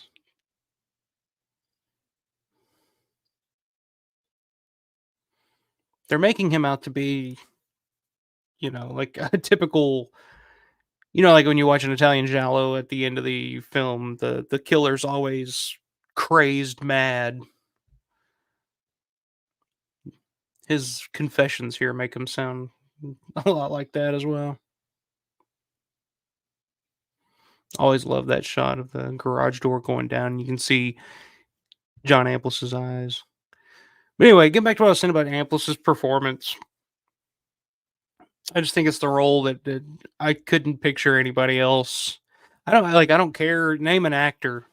De Niro, DiCaprio, Marlon Brando. Name any actor. I couldn't picture another actor carrying this role the the same way that Amplis does. The way that, like I said, a testament to the fact that this character is pure evil. He's a murderer, rapist, all that stuff. But as you watch the film, you kind of sympathize with the kid. You feel bad for him. He's kind of, not the hero, but, anti-hero maybe. You're more on his side than Kuda's, which we should be on Kuda's side because Kuda's right. He is, maybe not a real vampire, but he is a murdering, fucked up kid. But we end up siding with Martin more so than than we side with Kuda. Since Argento needed to up the body count for the audience's bloodlust. Yeah, I mean that's pretty spot on. That's exactly probably exactly why they put that in there. But then again, like I mentioned earlier, with the way that they put the train sequence, 10-15 minutes into the film, it kind of takes away from the sympathy and the you know that we the audience are starting to feel for the Martin character.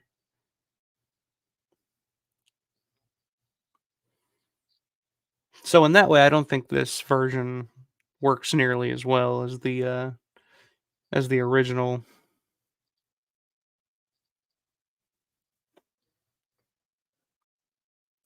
So timestamp on here, we're at got about 20 minutes left. So we're at 1 hour, 1 minute, and 22 seconds right now.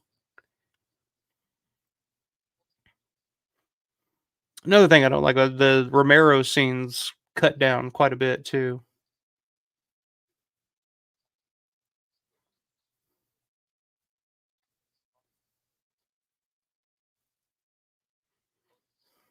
And this guy, the guy playing the priest doing the exorcist here, that is Cliff Forrest, who is Christine Romero's dad.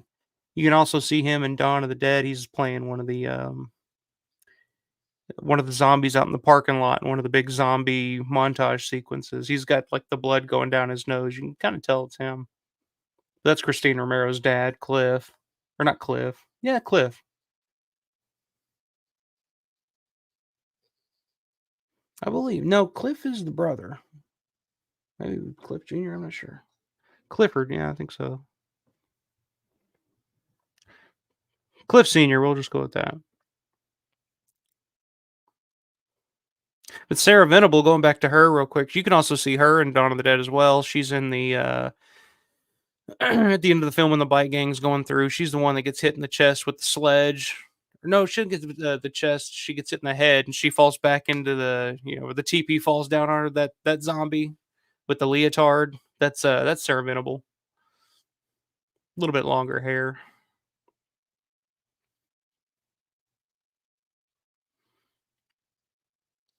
It's a great sequence as well.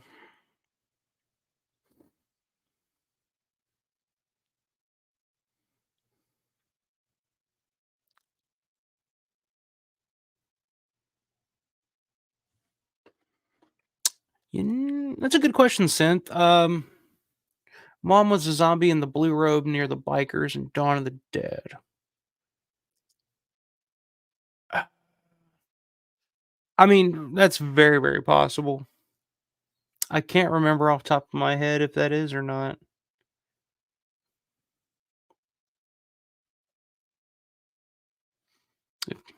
Trying to remember. I know which zombie you're talking about too. The blue robe.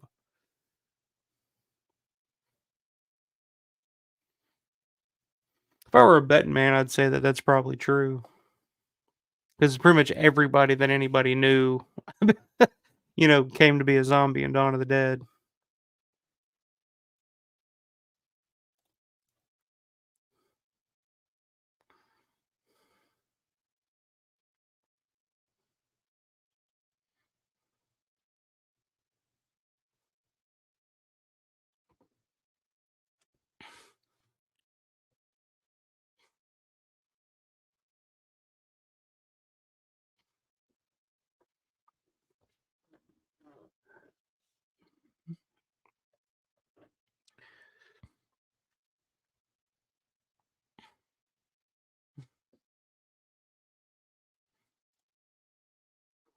Sarah does the flinch. Yeah, the the TP falls through. I always notice that. Like the first time I watched the TP's coming down and she kind of does a quick, flinch out of the way. Christine mentioned it in the commentary. Okay, well, yeah, that would if you remember Christine mentioned, then that's true. I can't remember. Trying to remember that specific zombie, the blue robe. Mm. But yeah, that's mostly what Christine does in those commentaries for Dawn of the Dead, is she goes through and starts naming all the zombies and people in all the scenes. That's her main contribution in those commentaries. It's like, oh, that's so and so. Hey, isn't that so and so? It's awesome. On a hill looking over beautiful Braddock.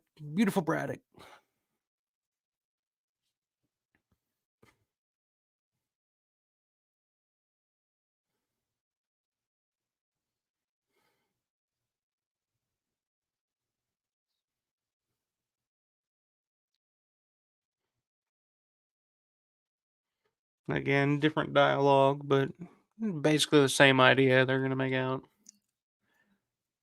See, that was interesting. You can see a hard cut there where there was a. Never noticed that before. That hard cut, you could see like for one frame of film, you could see the scene that followed in the Romero version where Christine's mother is yelling at Martin, Martin, you're a lazy boy. We work hard around here.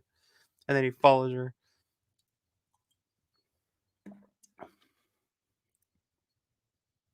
So yeah, it's just weird cut.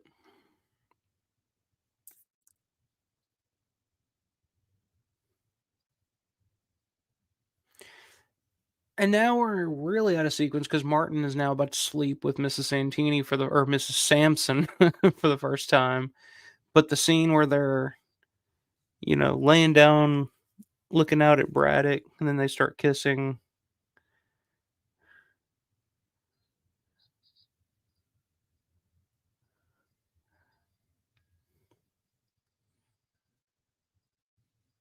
I don't know. Like I said, they've completely changed the dialogue here, so maybe that they're explaining it some way or another. I don't know. I don't know.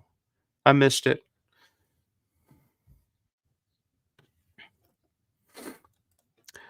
Says she just pulls the comments out of her ass, right? I watched Dawn of the Dead too many times. Pretty much. That's pretty much what she does. She just pulls it out of her ass. Hey, that's so and so. You know the one actress that I've never heard anybody mention. I don't know if anybody knows who this woman is, and she has like one of the first lines in the film is the younger girl that sits up next to Galen. If anybody out there knows who that woman is, I've heard people say that she was a member of the band the Bangles in the '80s, but that's not true. I've looked into that. That's not true. Nobody in any of the commentaries or any interviews or anything I've looked at um, that I can recall, nobody knows who that woman is. The girl who says, "I'm still dreaming," and Fran's like, "No, you're not." Who is that girl? I have no idea.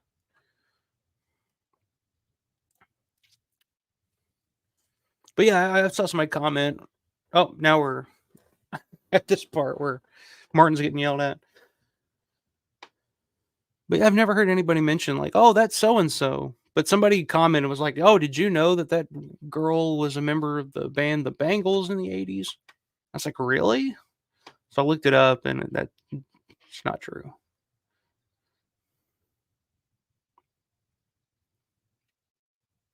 But yeah,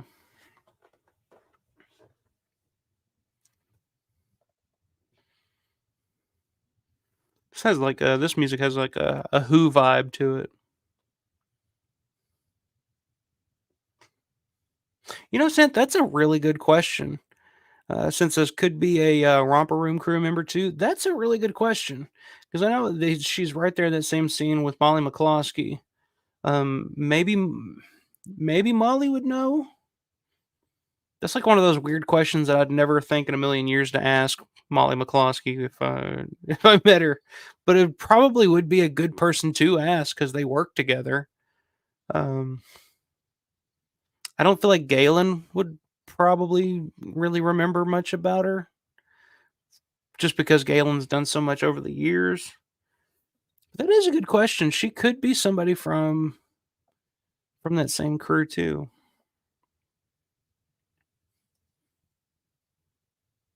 Maybe I'll look into that. Maybe I'll look up Romper and look at the cast, see if any of the cast and crew members look familiar.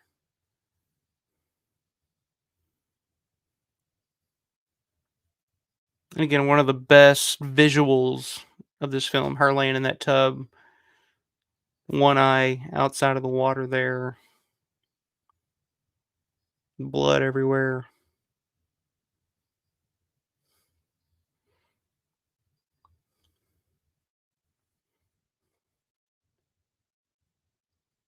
But yeah, that's I never even thought of that. Maybe check maybe check the Romper Room crew to see if maybe she was a part of that too. She came up with Molly to play that role. Who knows?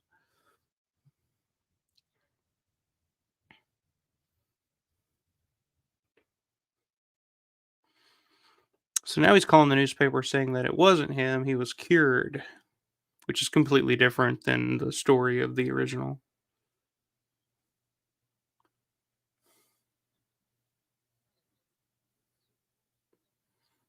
A man and a woman fucking.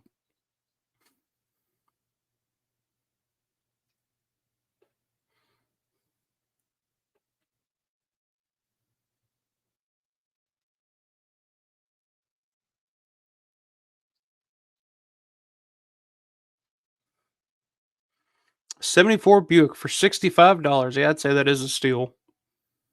Even if it is a 74 Buick.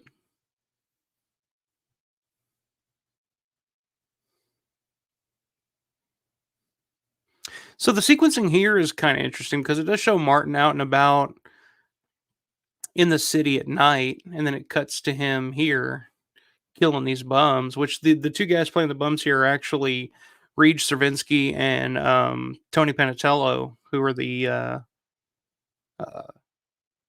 like the explosive effects guys. Worked with George, going all the way back to Night of the Living Dead. Mhm.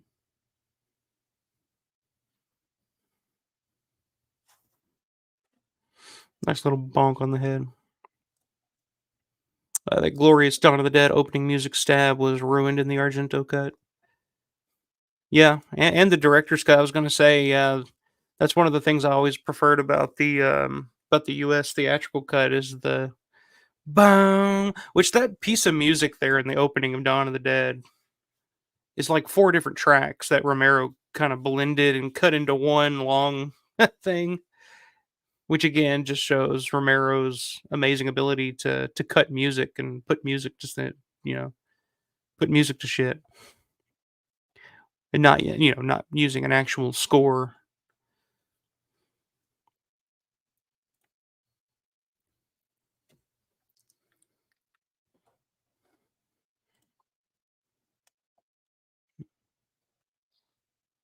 Yep.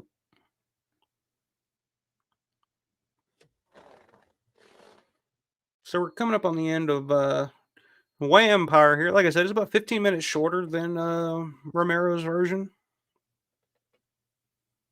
But again, like just like the Argento cut of Dawn of the Dead, just took a lot of dialogue and a lot of story out of it.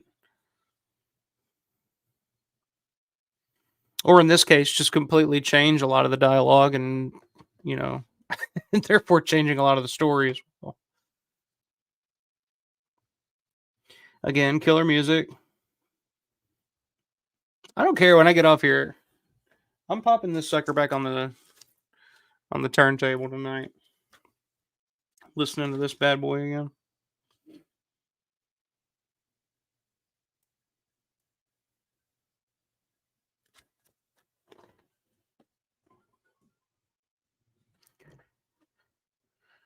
I always love this goofy looking cop too, with the Coke bottle glasses on here.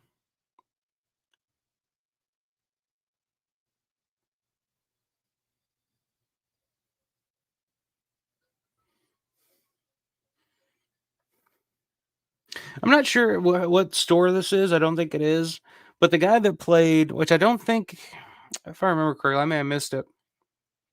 The guy that plays the priest, or not the priest, but Deacon Roy in the church sequence earlier in the film, is a guy named J. Roy who owned. Tony Buba did a little mini short documentary on him. Braddock native. Um, he owned a store called J. Roy's New and Used Furniture and Used Cars or something like that. It's one of the most again one of the most entertaining like little documentaries. I love Tony Buba's work. Again, perfect opportunity to go ahead and give Tony Buba a shout out and say if you haven't seen Lightning Over Braddock or Sweet Sal or J. Roy's New and Used Furniture, check it out. I don't know if that store is the J. Roy store or not. I don't think it is, but it's definitely like it's definitely a thrift store of some type in Braddock. I do remember that, but I can't remember exactly what it's called or where it was at. So here we got a bunch of guys: Tony Booba, Pat Booba, um, the pimp there getting shot. That's Clayton McKinnon, who is in Dawn. He's the guy that the opens the thing. Jesus Christ, you guys need more men. That's Clayton McKinnon there. I believe that's no, maybe that's Robert Williams. No, Clayton McKinnon's the SWAT team guy that's like, shoot it, man, shoot it in the head.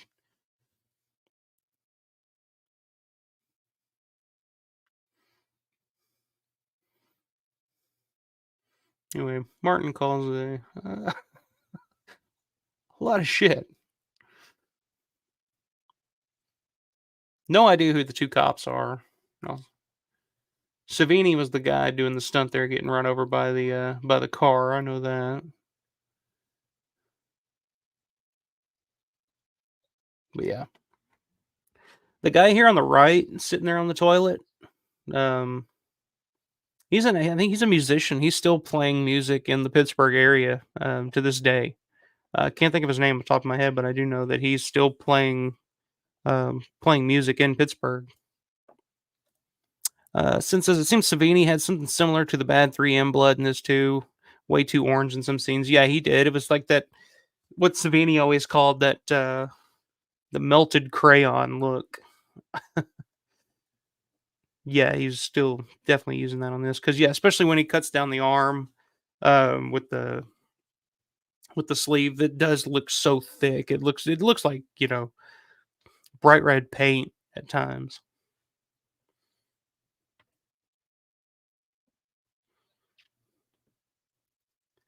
But if it's in black and white, you don't really tell. You don't really care.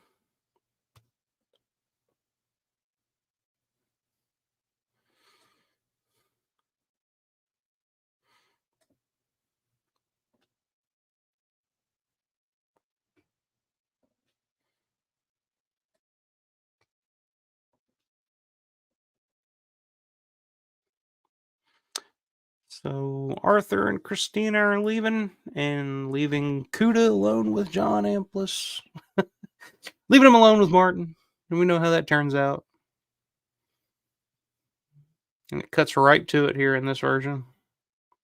And again, another effect that I think we talked about last week. Me and Zombie Grease discussing this steak effect here. The audio's a little off here at times. I've noticed too in this.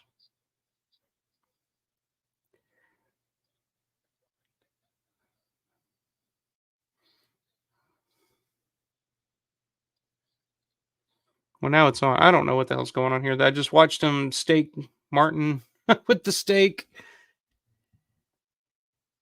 and then he just did it again. So I don't know.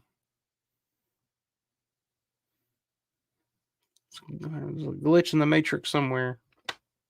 But yeah, I always felt that that effect would have come off a little better if it was maybe edited a little different. Maybe if he would have stopped, you know, before he had hammered the steak all the way down.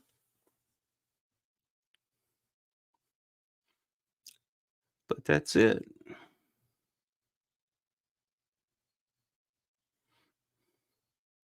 That at 9:45 before the hen sings 235 times, you'll give it to me. What? But of course, the soul, your soul. What? All right, makes no sense. Yeah, the ending kind of really falls apart here. I mean, as if the movie was already kind of confusing and odd the way that they put it together.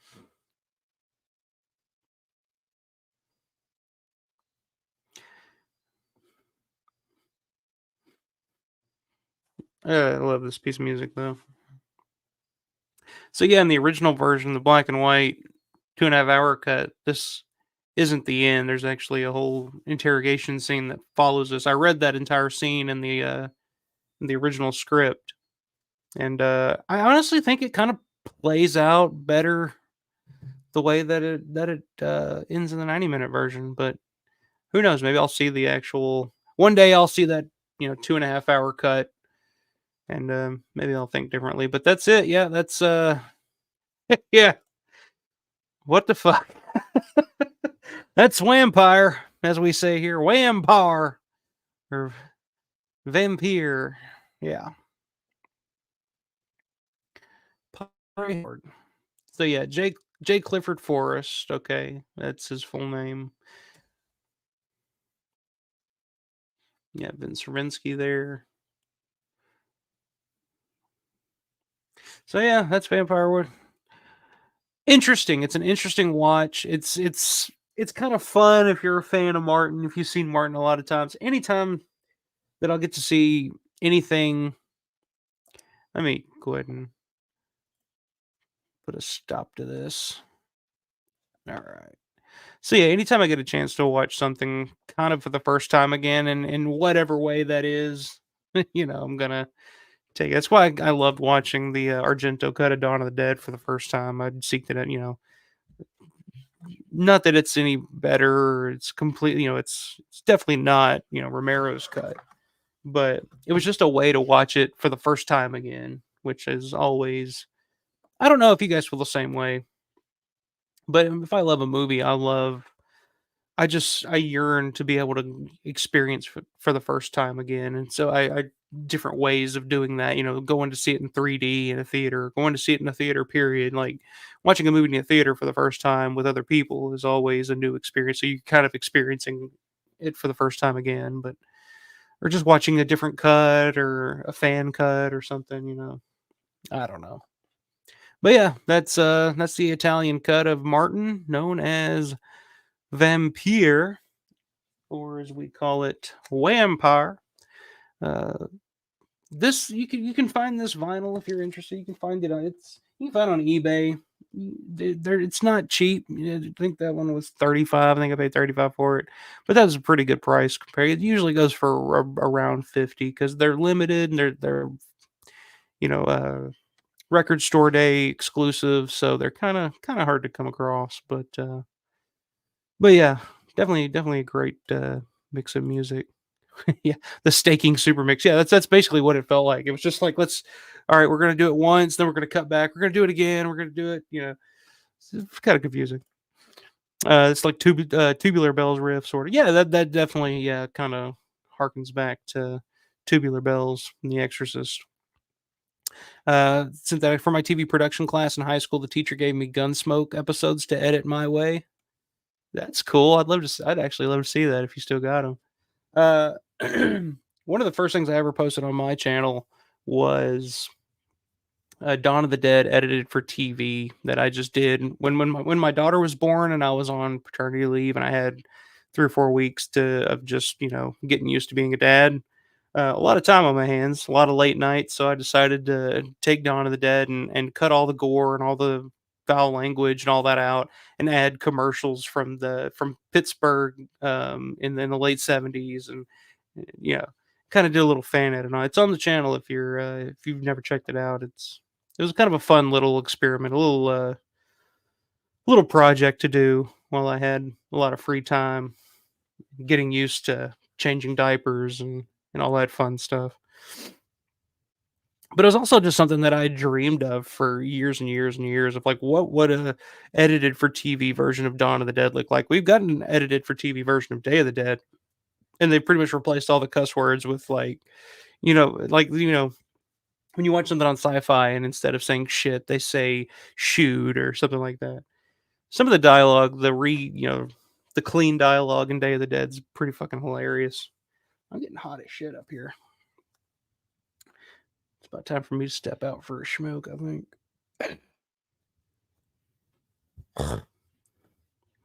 But yeah, so I literally had a dream once when I was in high school. Of I saw Dawn of the Dead on TV and it was only 30 minutes long and it it made no sense. So I tried to do it and it actually works pretty well. Cutting out all the headshots and the gore and the blood even without all that, it still plays pretty well. It still works. So I was pretty surprised with that. Since sadly I have my skits I was involved in as camera and makeup guy, a fun commercial parody, and my later Super 8 films. Yeah, I still have a bunch of my old shit on like VHS-C tapes, mini DV tapes. I made some shorter films back in high school. Some like I guess you'd call them short, but they were like short features, for a teenage kid who was just, making movies in his little town in his backyard with his cousins and his friends. Um, I thought they turned out pretty good. Definitely a lot of Romero inspiration there, but maybe one of these days I'll throw one of them up here on the channel for you guys to see, just to kind of get a good kick out of. The teacher liked my Super 8 films, but said they were too violent. Yeah. Oh, dude, I did a film in high school called it was called 40 Days of Night. I don't want to get into it. I did the movie 30 Days of Night came out like a couple of years after it, and I was like, well, this is bullshit. But I originally the idea was based off of biblical shit. I don't know, the 40 Days of Darkness or whatever. Um, but anyway, it was in my art class. It was like an art project, and we did it. And my art teacher ended up showing it to literally every class she had, and the entire school had seen it. And but looking back on it, it's so weird because that little movie, like I had murder, I had rape, it was not appropriate for school whatsoever. But like back then, it was like, oh, Mike made a movie. Let's all watch it. It's like, oh, that was fun. Let's do it again. So then, like the rest of my high school years, like from until I graduated, like that's how I got by in art class and drama class was just making movies. That's how I got by on it. On my Kidoscope TE YouTube channel. So is that a you? Okay, I'm gonna write that down. So I'm gonna check that out. Kinetoscope TE. That's how it's pronounced. Kinetoscope TV. I'll have to check that out. That's pretty funny. So we did a Mark Harmon beer commercial spoof, 1986 college night class for high school. Mark Harmon. Who's Mark Harmon? I can't remember that name. Mark Harmon beer. I guess I remember that. That name sounds familiar though. I'm young. I was born in '88, so I can't.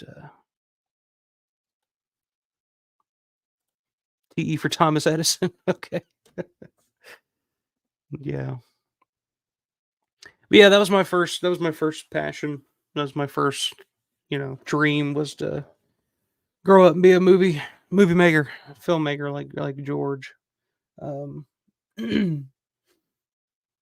there's times I think like maybe I should have pursued it a little more, maybe taken it a little more seriously, but yeah, it just did wasn't in the cards. My kind of music kind of came my way, and I you started playing in a band and had a little bit of success in the Nashville area for a little bit there, but um, kind of switched my focus on that. And then by the time I knew it, I was just a little too old to. I guess you're never too old to do anything. You can kind of again, like I'm 35 years old, just started a YouTube channel. Uh, I guess that's something younger people do. I don't know, but you're never too old to do anything. If you're interested in doing something, just do it. You know, just it doesn't matter. I mean, think about it. I was just talking earlier about how George was kind of in the prime of his career around the time that Martin and Don came out, and you got to think when those movies were coming out. I mean, George was already going on 40, so it's like, yeah, he'd been making films years and years prior to that. But I mean, even when Night of the Living Dead came out, I mean, George was what 28, 29, almost 30. Um, so yeah, it's you know it's never too late, but at this point, I got mortgage and bills and children and all that fun stuff to worry about. So, but it is often crossed my mind, maybe going back in and pulling the old camera out, doing something again at some point. It was an old Coors beer, and we spoofed about finest mountain spring water. But I'm, but I make a cameo to ruin the water. I can only imagine how you ruin the water. But yeah, I'll definitely check out that YouTube channel. Like I said, maybe I'll post one of my old, attempts at student film on here at some point. But summer school, you say? That's not the one with summer school. I don't. No, I'm thinking of Back to School with Rodney Dangerfield. No, different type of movie. I don't know if I've seen Summer School. To be honest with you, I've seen Back to School. I've seen Back to School quite a bit. I used to play all the time on like HBO growing up. I love Rodney Dangerfield. Anyway, it's getting a little late. Probably gonna hop off here now. Appreciate you hanging out, Synth, watching along with Vampire. Hope you enjoyed it. Hope it was lived up to your expectations. But you can't go wrong. Like I said, you can't go wrong with that goblin music. That's a standout thing for me. I think that's what I like the most about it. It's cut all to shit. It's edited out of sequence. The dialogue's completely different. It really doesn't make a whole hell of a lot of sense, but man, that goblin score is perfect to me. So, um, but yeah, appreciate you guys checking us out. I'll be back next weekend with something. Like I said, I don't know what the fuck I do week to week. It just depends on what kind of mood I'm in. I do have some ideas for some stuff coming down the pike. I'm going to try to get some more guests on here because I do appreciate and enjoy the banter back and forth. Synth, if you ever want to come on, man, and just chat about something, let me know. I'll try to come up with a topic. That's kind of the hard part is kind of coming up with a topic or something um, to really dig into with a guest. But and again, I kind of I kind of just do this channel, do these live streams as kind of like a stream of conscience, like just a way for me to fucking just blah get it all out because it just you know festers as the weeks roll on. As I watch and think, and I'm writing down notes. I'm like, oh, that makes you know this lets me get it out. So, but but yeah, I'm gonna hop off here. I appreciate it. Hope you guys enjoyed it. I'll be back next week. But until then, as always, all you night timers out there, stay scared. Night, everybody.